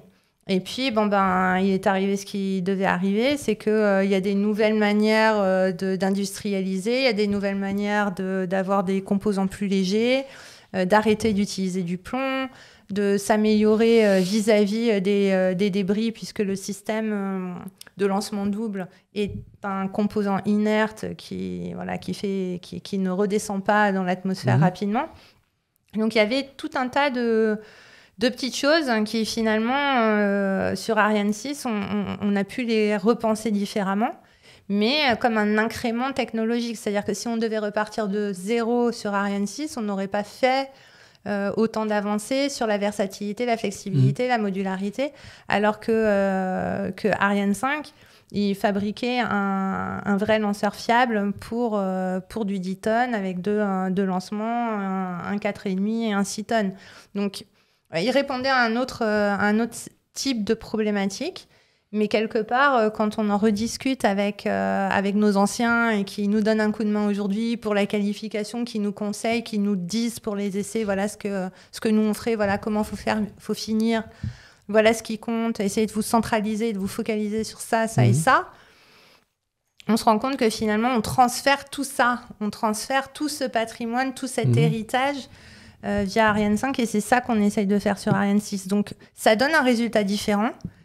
Mais ce sur quoi on est le plus fier, c'est finalement de pouvoir récupérer un héritage, de le remettre au goût du jour avec 30 ans plus tard et de se dire, OK, est-ce que vous pensez qu'on a bien fait et de pouvoir finalement le faire valider encore par nos anciens. Donc on peut dire que l'héritage, il n'y a pas d'élément de Ariane 5 repris sur Ariane 6, mais c'est un héritage en termes de savoir-faire. Ouais, c'est un héritage de savoir-faire. On a cité pas mal de noms au fur et à mesure de nos discussions. Les lanceurs, je pense que tout est à peu près clair. Les entreprises. Alors, je vais faire un résumé et puis tu m'interromps ou tu complètes si besoin. Je vais essayer de résumer parce que on a encore pas mal de sujets à aborder. On a le chat qui a des questions tout à fait pertinentes. Et je ne sais pas si on va arriver à tout faire. Toujours est-il que, donc, pour bien clarifier sur les noms, puis après je vais poser la question plutôt de qui fait quoi. Donc, on a parlé de l'Agence spatiale européenne, qui est le maître d'ouvrage. On a parlé d'Arianespace, qui est un opérateur, donc un prestataire de services. Donc, si vous avez un satellite à lancer, c'est chez Arianespace que vous allez. C'est à la porte d'Arianespace que vous pouvez toquer pour lancer votre satellite sur une Ariane. Ouais. On a cité à un moment le nom de Ariane Group. Ariane Group, c'est la maison mère d'Arianespace et c'est le constructeur. C'est le maître d'œuvre. Donc, juste en dessous du maître d'ouvrage, l'ESA, il y a le maître d'œuvre, l'Ariane Group. Et encore en dessous, il y a Arianespace. En dessous, au sens de l'organisation, il y a Arianespace, qui est une filiale d'Ariane Group et qui est le prestataire de services. Et puis, on l'a pas cité, mais c'est important aussi de le mentionner, le CNES, l'Agence spatiale française, qui n'est autre que le propriétaire et gestionnaire de la base de Kourou, du port spatial européen à Kourou, qu'on appelle aussi le CSG, le Centre spatial guyanais, mais donc c'est bien le CNES qui est en charge de cette base, donc l'Agence spatiale française qui est en charge de cette base. Tout à fait, et qui fait aussi, donc, qui gère les contrats vis-à-vis du portique mobile, des transporteurs, du corps central, donc qui font toutes les infrastructures d'ouvrage et qui ont aussi tous les sites qui gèrent avec des industriels sur place le stockage, la maintenance, toute la gestion en fait de la base de lancement autour du lanceur. Et il y a eu autour du programme Ariane 6, il y a eu une réorganisation du domaine spatial, de l'industrie spatiale européenne, on peut le dire comme ça ? Oui, on peut, ouais. Oui, tout à fait. Faut se rappeler que sur Ariane 5, la fusée, le lanceur, a été développé par le CNES. Donc la compétence à la base, elle était vraiment sur tout le complexe servitude plus lanceur. On avait le CNES qui était vraiment le concepteur. Et donc à un moment donné, il y a eu des changements d'organisation et donc on a vu arriver, se positionner effectivement l'ESA en maître d'ouvrage. Et puis après, l'industrie, le lanceur est passé plutôt chez Ariane Group. Le CNES a gardé tout ce qui était moyen sol, infrastructure de la base de lancement et, comme tu le dis, l'entité régalienne au Centre spatial guyanais. Mais tu as aussi Ariane Group, c'est Ariane Group côté lanceur, mais il y a plus de 550 entreprises et compagnies qui travaillent sur toute la chaîne industrielle du lanceur en Europe. Côté CNES, pareil, il y a énormément d'industriels qui mettent en œuvre la base et qui ont des moyens très différents pour gérer des ergols ou des infrastructures de bâtiments ou du sous-sol ou des tables de lancement qui ressemblent plus à des sous-marins qu'autre chose. Donc il y a vraiment... Pardon, qu'est-ce qu'on appelle la table de lancement ? C'est ce sur quoi repose le lanceur ? C'est ce sur quoi le lanceur est posé. Et ça ressemble à un sous-marin ? Oui, parce qu'il y a des inertages. Donc il faut pouvoir en fait être complètement isolé. Et donc c'est un peu conçu comme un sous-marin à l'intérieur. Hein, donc c'est assez marrant. Et voilà. Inertage, ça veut dire qu'on met des gaz inertes pour éviter... Qu'est-ce qu'on appelle l'inertage ? Et l'inertage, c'est quand tu veux éviter que tu aies un excès d'hydrogène ou des fuites. Donc, tu mets du gaz neutre de façon à remplir l'air et éviter donc d'avoir des ergols critiques qui peuvent s'enflammer, comme l'oxygène qui a tendance à prendre feu, l'oxygène, oui, et l'hydrogène qui a plutôt tendance à exploser. Et donc, tu inertes, donc c'est-à-dire que tu mets des gaz neutres à la place. Ceci dit, c'est complètement incompatible de la vie humaine, et donc ça doit être c'est confiné et c'est régulé. Voilà. D'accord. Et sur place, donc on parlait de cette organisation avec Ariane Group, l'ESA, Ariane Group, Ariane Espace, le CNES. Sur place, est-ce que c'est très formalisé ? Alors, oui et non. Si tu es quelqu'un qui fait du contrat, de la stratégie, du marketing, tu vas être très positionné sur à qui tu t'adresses, à quel titre tu t'adresses, et donc au protocole d'échange qui vont bien, donc au badge.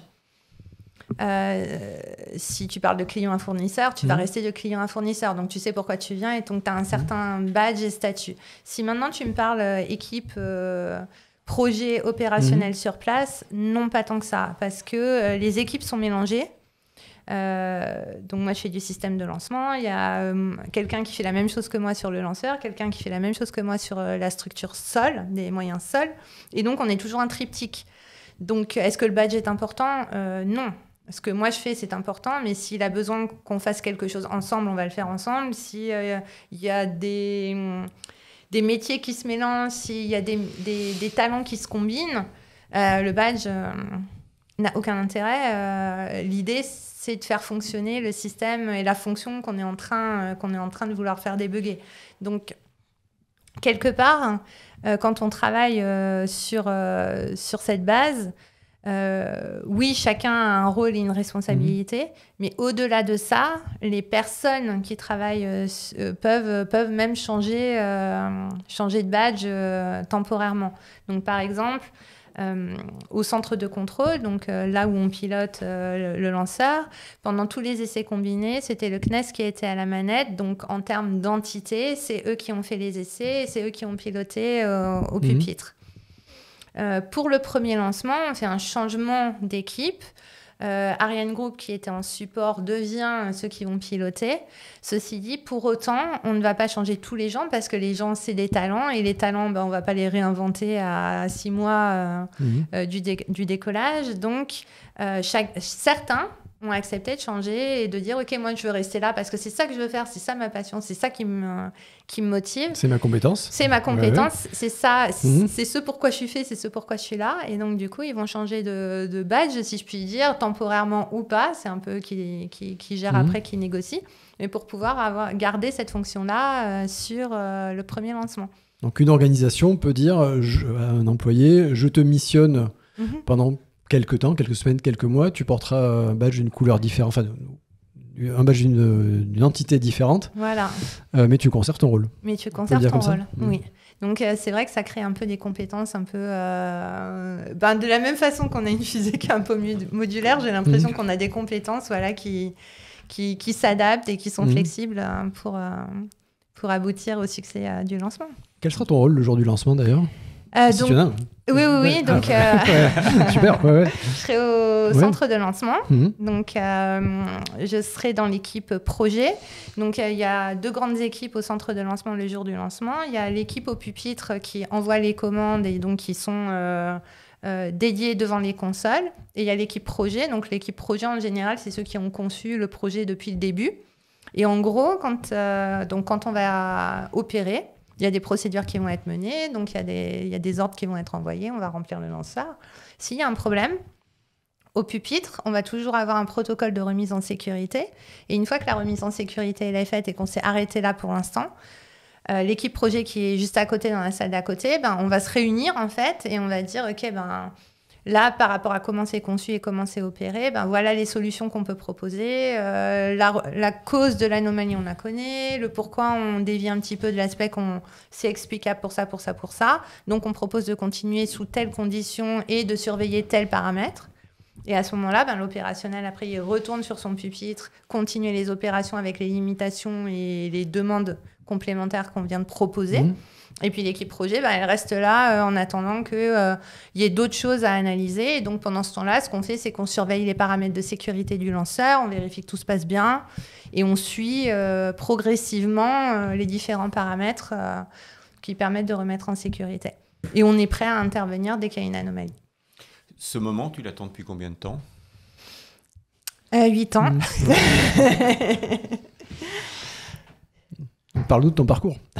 Alors du coup, j'ai commencé mon parcours. Donc j'ai une formation d'ingénieur que j'ai faite à l'ESTACA.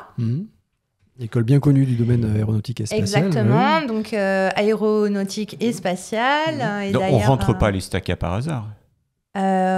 J'étais déjà pas mal motivée, je crois, à la base. Oui, j'ai toujours aimé le spatial. J'ai toujours vu le spatial comme quelque chose à découvrir pour comprendre d'où est-ce qu'on vient, où est-ce qu'on va. Et j'ai toujours eu envie d'expérimenter moi-même en pilotant, en concevant, en fabriquant et peut-être même en allant voler dedans. Donc oui, j'ai toujours été passionnée, ça c'est sûr. Après, les choses se sont faites au fur et à mesure. J'ai commencé par bosser chez Airbus, donc sur la 380. Sur les équipements avioniques. Et puis après, ça m'a énormément plu. J'ai appris tout ce qui est la rigueur et l'excellence d'un système de transport qui contient 300 passagers à bord. Et ce que je peux en retenir de cette expérience-là, c'est qu'on s'interdit d'être négligent. Voilà, c'est tout. Il y a une certification de type. La certification, elle n'est pas faite pour rien. Les gens, ils ont tous le même objectif. Et c'est un niveau d'excellence sur lequel les gens ne veulent pas déroger. Et c'est la culture d'entreprise sur laquelle moi, je me suis finalement...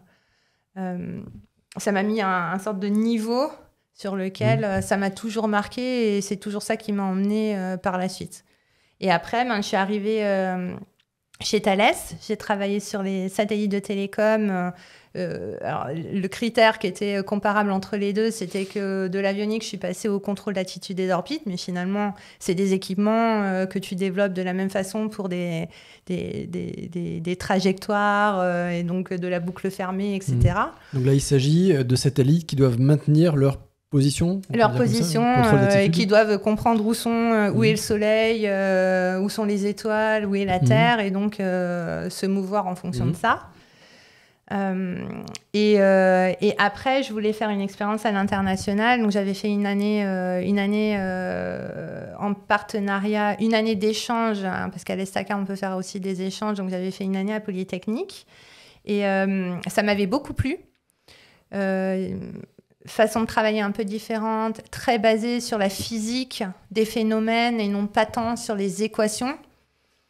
Donc ça m'avait beaucoup plu et je m'étais dit, je voudrais vraiment, après mon expérience chez Thales, avoir une autre proposition de façon de travailler, de façon de construire un argumentaire technique.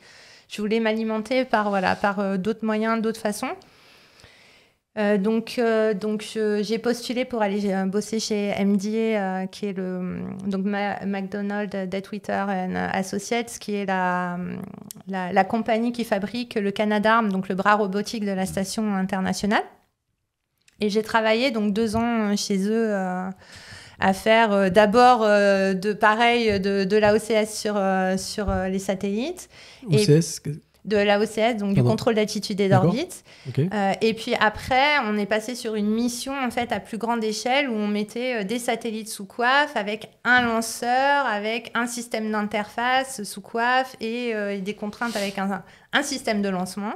Et c'est comme ça en fait que ça m'a mis à un moment donné, sans que ça n'ait été vraiment prévu, le pied à l'étrier et que quand il y a un chasseur de tête de l'ESA qui est venu... me proposer un poste sur Ariane 5 Evolution, puis qui est devenu Ariane 6 par la suite, je suis rentrée en France pour faire ça. Voilà, et donc oui, ça fait 10 ans que je suis à l'agence et ça fait 8 ans que je suis sur Ariane 6, donc j'ai vu le début. Et là, on est dans la dernière ligne finale du marathon Ariane 6 Et comme tout le monde, on travaille comme des fous pour que ça se termine et que ça fonctionne bien. Et je peux vous garantir que là-dessus, on y met tous nos efforts. C'est une super aventure humaine. C'est beaucoup de travail, on apprend énormément tous les jours. Et ça, c'est ce qui me motive, c'est d'apprendre tous les jours quelque chose de nouveau. Mais c'est une super aventure humaine. Et pour ceux qui aimeraient travailler dans le secteur spatial, tu aurais des conseils ? Oui, j'aurais des conseils. On en discute souvent parce que j'aime bien aller à la rencontre des plus jeunes aussi.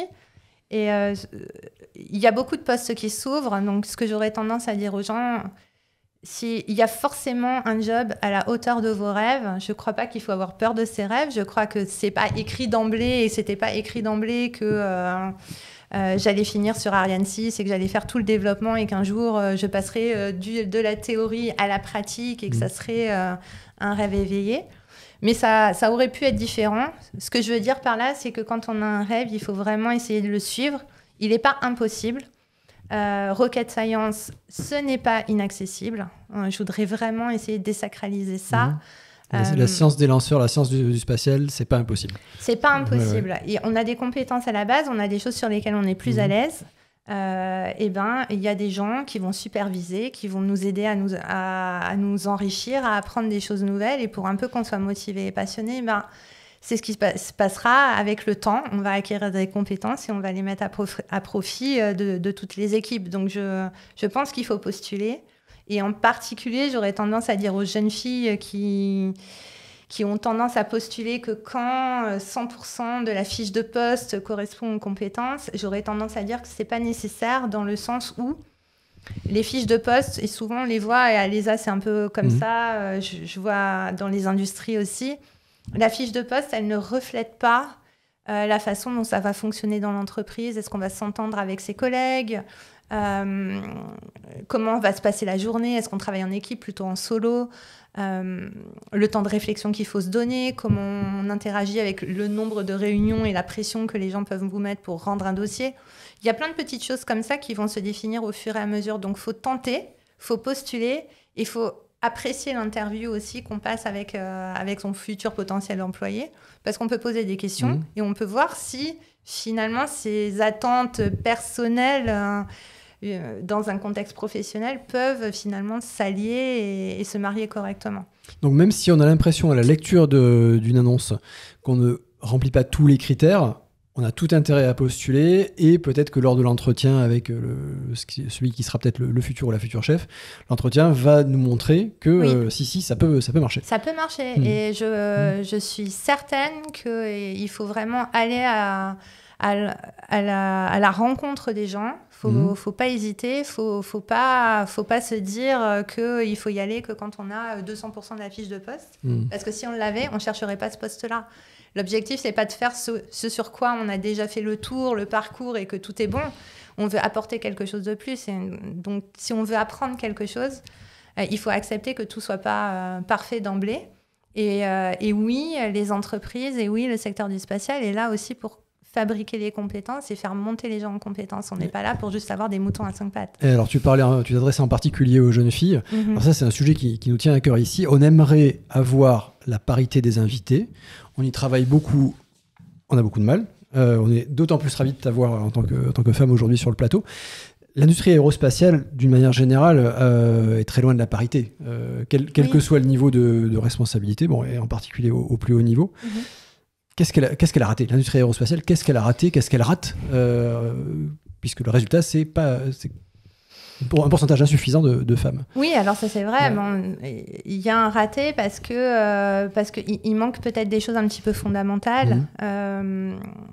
Tu parlais du visuel, mais oui, c'est vrai. Quand je vois un board ou un panel d'experts du spatial qui se réunissent et qui discutent d'un sujet et qu'il n'y a pas une seule nana pour donner son avis, j'ai pas l'impression qu'on a représenté l'ensemble des talents disponibles à ce panel-là. Donc, il est vrai que faire un peu attention, comme tu dis, être un peu sensible à est-ce que je suis sûre que j'ai fait venir la représentativité de tout le monde à mon panel, je pense que c'est important. Après, pendant longtemps, on avait un langage qui n'était pas suffisamment inclusif. quand on parle, il faut avoir des termes un peu plus neutres. Pour pas avoir un mankind et pour avoir plutôt un humankind quand on discute. Je veux dire, il y a des choses qui passent plus et c'est important d'y faire donc en attention. français, ce serait je comprends ce que tu veux dire, mais est-ce que ça existe aussi en français? On a tendance à mettre des choses au masculin alors qu'on pourrait employer des termes plus neutres, c'est ce que tu veux dire? Oui, c'est ça. Au lieu de dire il en parlant de la communauté, on peut dire nous tous ou s'adresser à tout le monde en règle générale, donc avoir des termes un peu plus neutres et inclusifs. Et puis, peut-être aussi tout ce qui est harmonie entre le travail perso et pro. Dans les entreprises, on ne laisse pas assez la place à comment on gère son temps quand on a des enfants. Ah oui, mais ça, c'est censé être aussi le boulot des hommes. Tout à fait. Et c'est pour ça qu'en fait, il faut quelque chose de beaucoup plus neutre, c'est-à-dire quelle que soit la personne qui va être engagée à devoir avoir du flexi ou des aménagements de temps de travail, qu'on ait quelque chose peut-être même sur le lieu de travail avec des temps ou des lieux pour recevoir les enfants pendant 1 heure. En tout cas, à l'ESOC et en Allemagne en particulier, ils ont déjà mis en place des moyens qui permettent aux parents d'aller chercher l'enfant à tel moment, donc il peut rester là un certain temps, avec des adaptations du temps de travail, que ce soit pour la maman ou pour le père. Mais du coup, il n'y a plus ce choix ou cette contribution un peu old school de c'est la nana qui va s'en occuper, alors que peut-être le père voudrait s'en occuper tout autant. Mais c'est un problème de gestion du temps. Et ça, il y a des solutions là-dessus et il faut les proposer dès le moment de l'emploi, en fait, pour que ça soit pas compliqué à mettre en place et pour que la femme se sente pas obligée de venir réclamer du temps pour gérer sa famille une fois qu'elle est embauchée.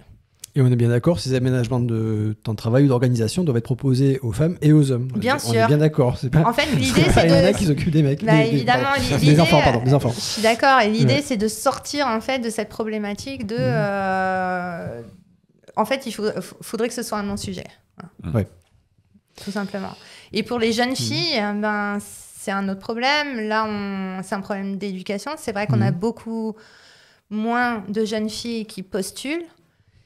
Qui sont orientés beaucoup plus jeunes à faire autre chose que de la technique, de la recherche, et donc qui n'ont pas forcément envie de poursuivre leurs rêves parce qu'elles ne se sentent pas dans le moule de la tendance peut-être elles n'ont pas assez de personnes qui les inspirent, qui leur donnent envie de continuer ou de faire de la technique.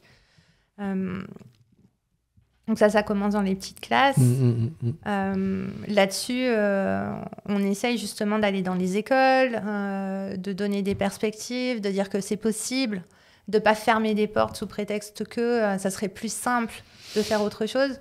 Non, l'objectif, c'est pas de rayer ses rêves parce qu'à un moment donné, on rêve un peu trop grand. Au contraire. Donc on essaye de garder les étoiles dans les yeux des enfants quand on va les voir et leur dire que si justement ça paraît plus simple et qu'ils sont plus conditionnés à pas le faire, que non, on peut y aller quand même. Et on parle aussi aux parents et voilà, et il faut avoir comme ça une construction ensemble. Et on a des astronautes hommes et femmes. Et alors, côté francophone, on a Sophie Adno qui vient de recevoir son diplôme, je ne sais pas comment on dit, pardon.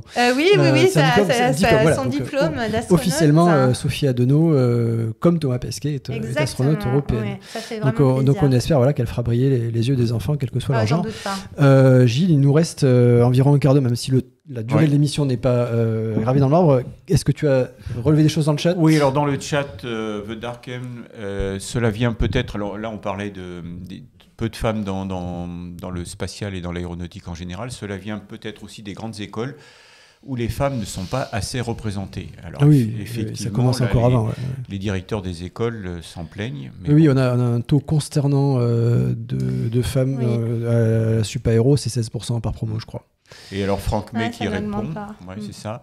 C'est tout un enchaînement, ça commence dès l'école primaire en fait. Il y a plein d'études sociaux là-dessus, elles sont toutes unanimes. Ça c'est sûr. Donc merci doublement Aline d'être là, d'avoir répondu. Et alors à cette la question. dernière question s'adresse à Aline. Qui ont été les modèles d'Aline ? Y avait-il des femmes ? Oui, il y a des femmes. Alors, moi, mes modèles, c'est mes collègues en ce moment. Dans notre équipe, on a la parité, ce qui est assez incroyable d'ailleurs. Mais j'ai certaines de mes collègues, y compris du CNES et d'Ariane Group, qui sont d'Ariane 5. Là, tout de suite, je pense à une de mes collègues qui s'appelle Agnès, qui est une femme extra, qui est toujours là pour expliquer tous les détails de ce qu'elle connaît. Elle prend des heures et des heures quand il y a un problème technique pour expliquer comment ça peut marcher, comment on peut transférer ça sur Ariane 6, quels sont les bons moyens. Donc, des personnes comme elle, qui sont très inspirantes, qui vous donnent envie de vous lever, même quand la journée va être compliquée, qui sont aussi humbles, posées, et qui sont juste là pour... Et est-ce que avant de commencer tes études, ou pendant tes études, donc plutôt avant d'avoir ton premier emploi, est-ce que tu avais déjà des modèles ? Pas forcément, mais est-ce que tu avais des modèles femmes pendant tes études ou même avant J'en avais pas beaucoup. J'avoue que je me posais beaucoup de questions pourquoi on n'en avait pas plus que ça. Donc je m'étais... c'est certainement pour ça aussi que j'ai eu une démarche d'aller voir ailleurs pour essayer de mieux comprendre... de mieux comprendre comment on peut penser différemment. Est-ce que ça me satisfait d'avoir une seule façon de penser qui est très liée à l'ambition de l'entreprise. Donc, je n'aurais pas un nom comme ça à dire, mais effectivement, si on regarde les astronautes comme Claudie Aigneret, c'est des gens auxquels je pense tout le temps, où je me dis, voilà... c'est des gens qui ont des choses à dire. Claudie Aigneret, qui était astronaute active dans les années 90, c'était ça? Dans les années 90, ouais. 90-2000. Qui est toujours là pour répondre à des projets étudiants, des projets dans des plus petites classes, qui est très inspirante, Voilà, il y a des gens comme ça qui, sans le vouloir, parce qu'ils répondent très naturellement aux questions, sans le vouloir, sont des personnes inspirantes et des modèles pour des générations futures, quoi. Et oui, c'est grâce à des personnes comme ça qu'on est là aujourd'hui, sans aucun doute. Super, donc les viewers et les viewers. Alors viewers, bien sûr, j'emploie de façon neutre en anglais, mais viewers et viewers, on va dire comme ça maintenant, postuler. Postuler dans le domaine spatial, dans le domaine aéronautique. On a besoin de plein de bonnes personnes, de plein de talents. Gilles, dans les minutes qui nous restent, est-ce que tu as des priorités parmi les 1000 questions qui nous restent à poser ? Moi, j'ai 2-3 idées, mais je t'en prie. Oui. Alors, il y en a une quand même qui me brûle les lèvres. Et bon, c'est celle du marché, la place que va occuper Ariane 6 sur ce marché, parce que en face, il y a des concurrents qui font beaucoup parler d'eux. On pense à SpaceX, par exemple. Sûr, Comment toi, tu vois SpaceX ? Parce que SpaceX a lancé aussi beaucoup de projets et... je dirais, n'a pas du tout la même approche que vous. Ouais, c'est vrai. C'est-à-dire, on lance le projet, il n'est pas forcément abouti, au moins on sait ce qui manque. Oui, c'est très différent parce que ce n'est pas les mêmes budgets. C'est pas les mêmes budgets, c'est pas la même approche de la façon de travailler, c'est pas la même sécurité de l'emploi. Alors, c'est pas les mêmes. Alors, c'est pas les mêmes budgets. Tu veux dire que SpaceX a des budgets plus importants ? Oui. Et en plus, gérés de manière différente. Là, on parle de budget privé. Au contraire, ce sont des budgets publics dans le cas de l'ESA. Oui. Sécurité de l'emploi différente. On peut être viré de chez SpaceX plus facilement, c'est ce que tu veux dire ? Oui, c'est intéressant quand on travaille en Amérique du Nord parce que du coup, on se rend compte quand même de la façon dont on travaille. Et ça peut convenir très bien aux gens. Il faut juste en être conscient. C'est que on travaille pour la vision de son employeur. Donc la négociation, les argumentaires techniques, comme on a à la française, les discussions pour faire passer sa voix, ça n'a absolument aucun intérêt.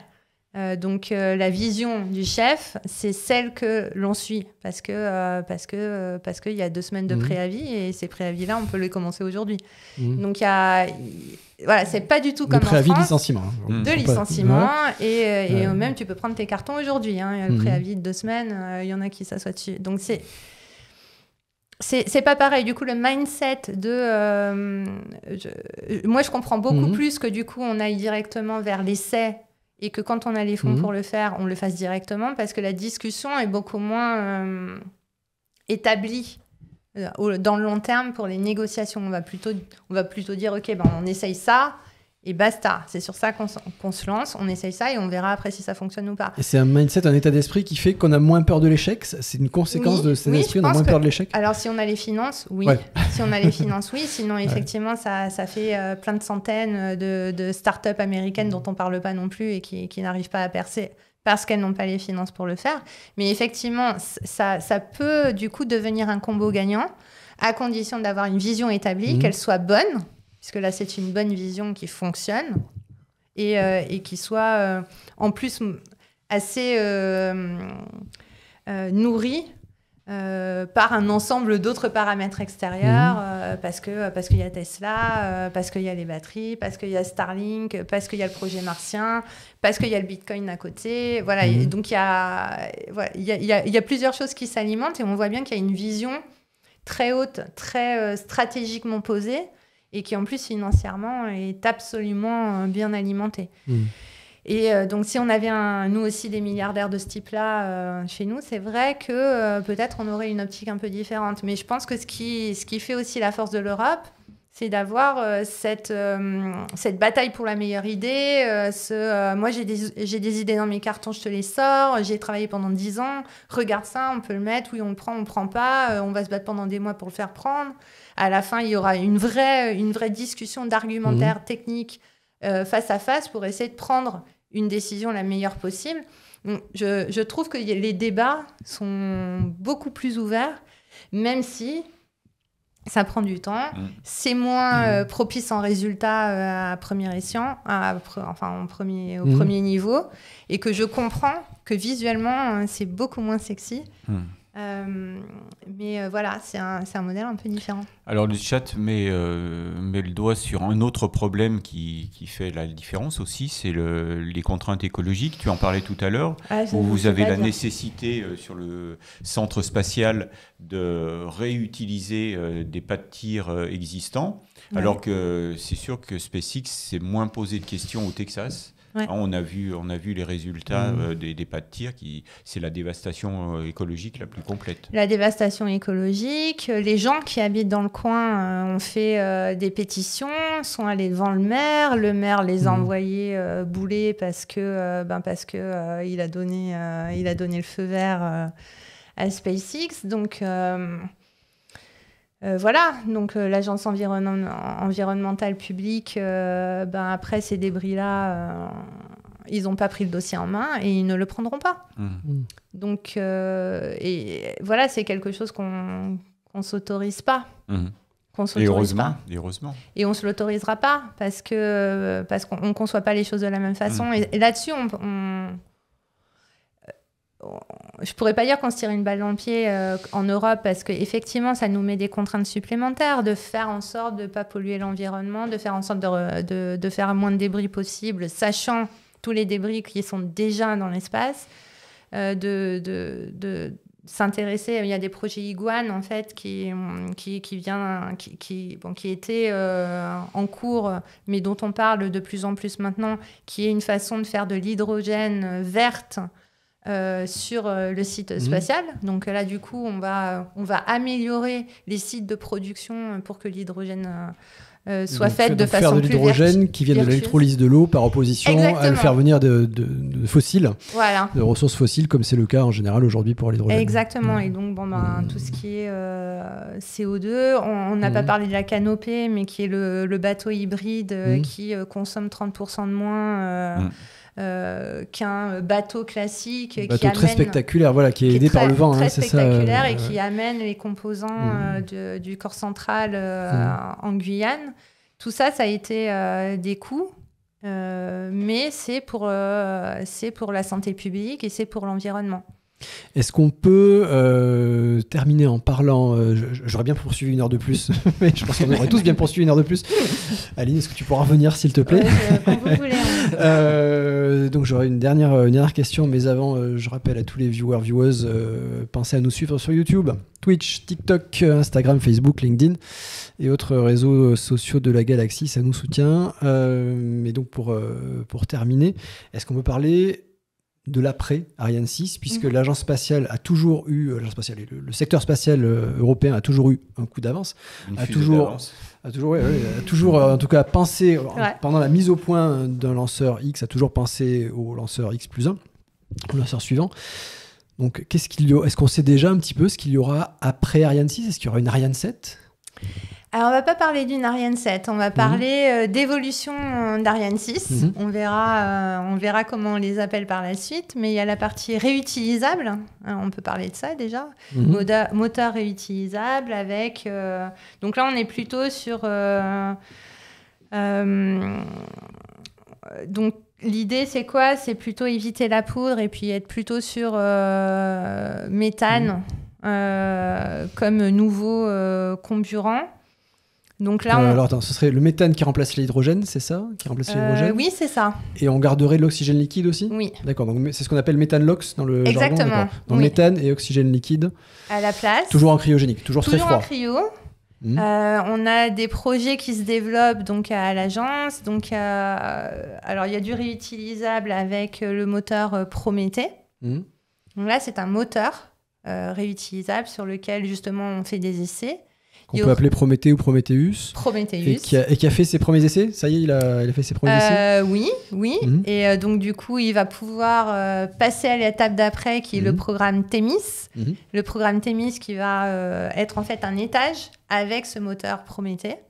Parce que faut bien comprendre que la propulsion d'un étage, avec tout l'environnement thermique et en pression d'un étage, ce comportement-là, il est très différent du moteur juste par lui-même. Donc, il y a vraiment un programme à faire dessus. Et puis, bon, une fois que tu as l'étage, en fait, tu as ton lanceur avec des petits incréments, alors que le moteur, évidemment, n'est pas suffisant pour pouvoir avoir une fusée. Donc, le projet Thémis en lui-même, il est dans quelques années, il va arriver dans quelques années, mais il est très prometteur. Il n'est pas en avance non plus, d'ailleurs. Il n'est pas en avance non plus. Je suis depuis quelques années, ça avance doucement. C'est vrai. Et ce moteur Prometheus, est-ce qu'on peut imaginer de le voir sur une future version d'Ariane 6? Oui, on pourrait tout à fait le donc, voir. Il y en aurait plusieurs. Il est plus petit que Vulcain, donc il y aurait plusieurs moteurs Prometheus. C'est pour ça qu'on verra si ça a un lien vraiment avec Ariane ou pas. Mais effectivement, tu pourrais tout à fait imaginer que tu aies plusieurs moteurs pour remplacer. D'accord. Est-ce qu'on peut imaginer d'autres lanceurs lancés depuis Kourou? Donc on a parlé des lanceurs, des futurs micro-lanceurs, donc quelques centaines de kilos à placer en orbite. Est-ce qu'on peut donner quelques noms? Donc il y a des startups allemandes, il y a ISAR Aerospace, il y a ISAR, RFA, tu as Latitude. Latitude, ils sont français. Oui, tu as PLD. Espagnol. Qui est bien avancé d'ailleurs. Qui ont très bien avancé, qui font du super boulot. Maya, alors, évidemment. Donc Maya, donc filiale d'Ariane Group. Bien et c'est sûr. Maya qui développe Thémis. Qui développe Thémis et qui va venir sur le pâtir justement à Kourou faire ses essais. Alors si l'Europe se met enfin au réutilisable, après pendant longtemps ne pas y avoir cru, alors il y avait des arguments pour ne pas y croire, mais le fait que l'Europe s'y mette, c'est ok, ça y est, on se rend compte que c'est rentable. C'était ça en fait la principale pierre d'achoppement. Est-ce que ça ne va pas coûter encore plus cher de réutiliser, paradoxalement, que de faire du jetable? Parce que quelque part il y avait cette maintenance qu'il fallait assurer. On réutilise, mais c'est quoi les critères pour réutiliser? Est-ce que finalement c'est pas moins coûteux d'en faire plein et de les utiliser qu'une fois? Oui, mais on s'intéresse quand même maintenant aux débris. Non pas seulement ceux dans l'espace, mais ceux des éléments du lanceur. Et donc, ça nous intéresserait vraiment de les faire revenir. Et on a cité plusieurs noms quand il s'est agi de mini-micro-lanceurs, donc ISAR, RFA, Latitude, etc. Est-ce que l'ESA va tous les financer? Eh bien, il y a des projets qu'on appelait Génération Launcher 2025, mais donc c'est ce consortium où effectivement l'ESA va insuffler à ces nouveaux arrivants des enveloppes budgétaires conséquentes de façon à ce qu'ils puissent vraiment développer leur concept et proposer quelque chose. Ça ne veut pas dire qu'il y aura après un choix et qu'il ne doit en rester qu'un, etc.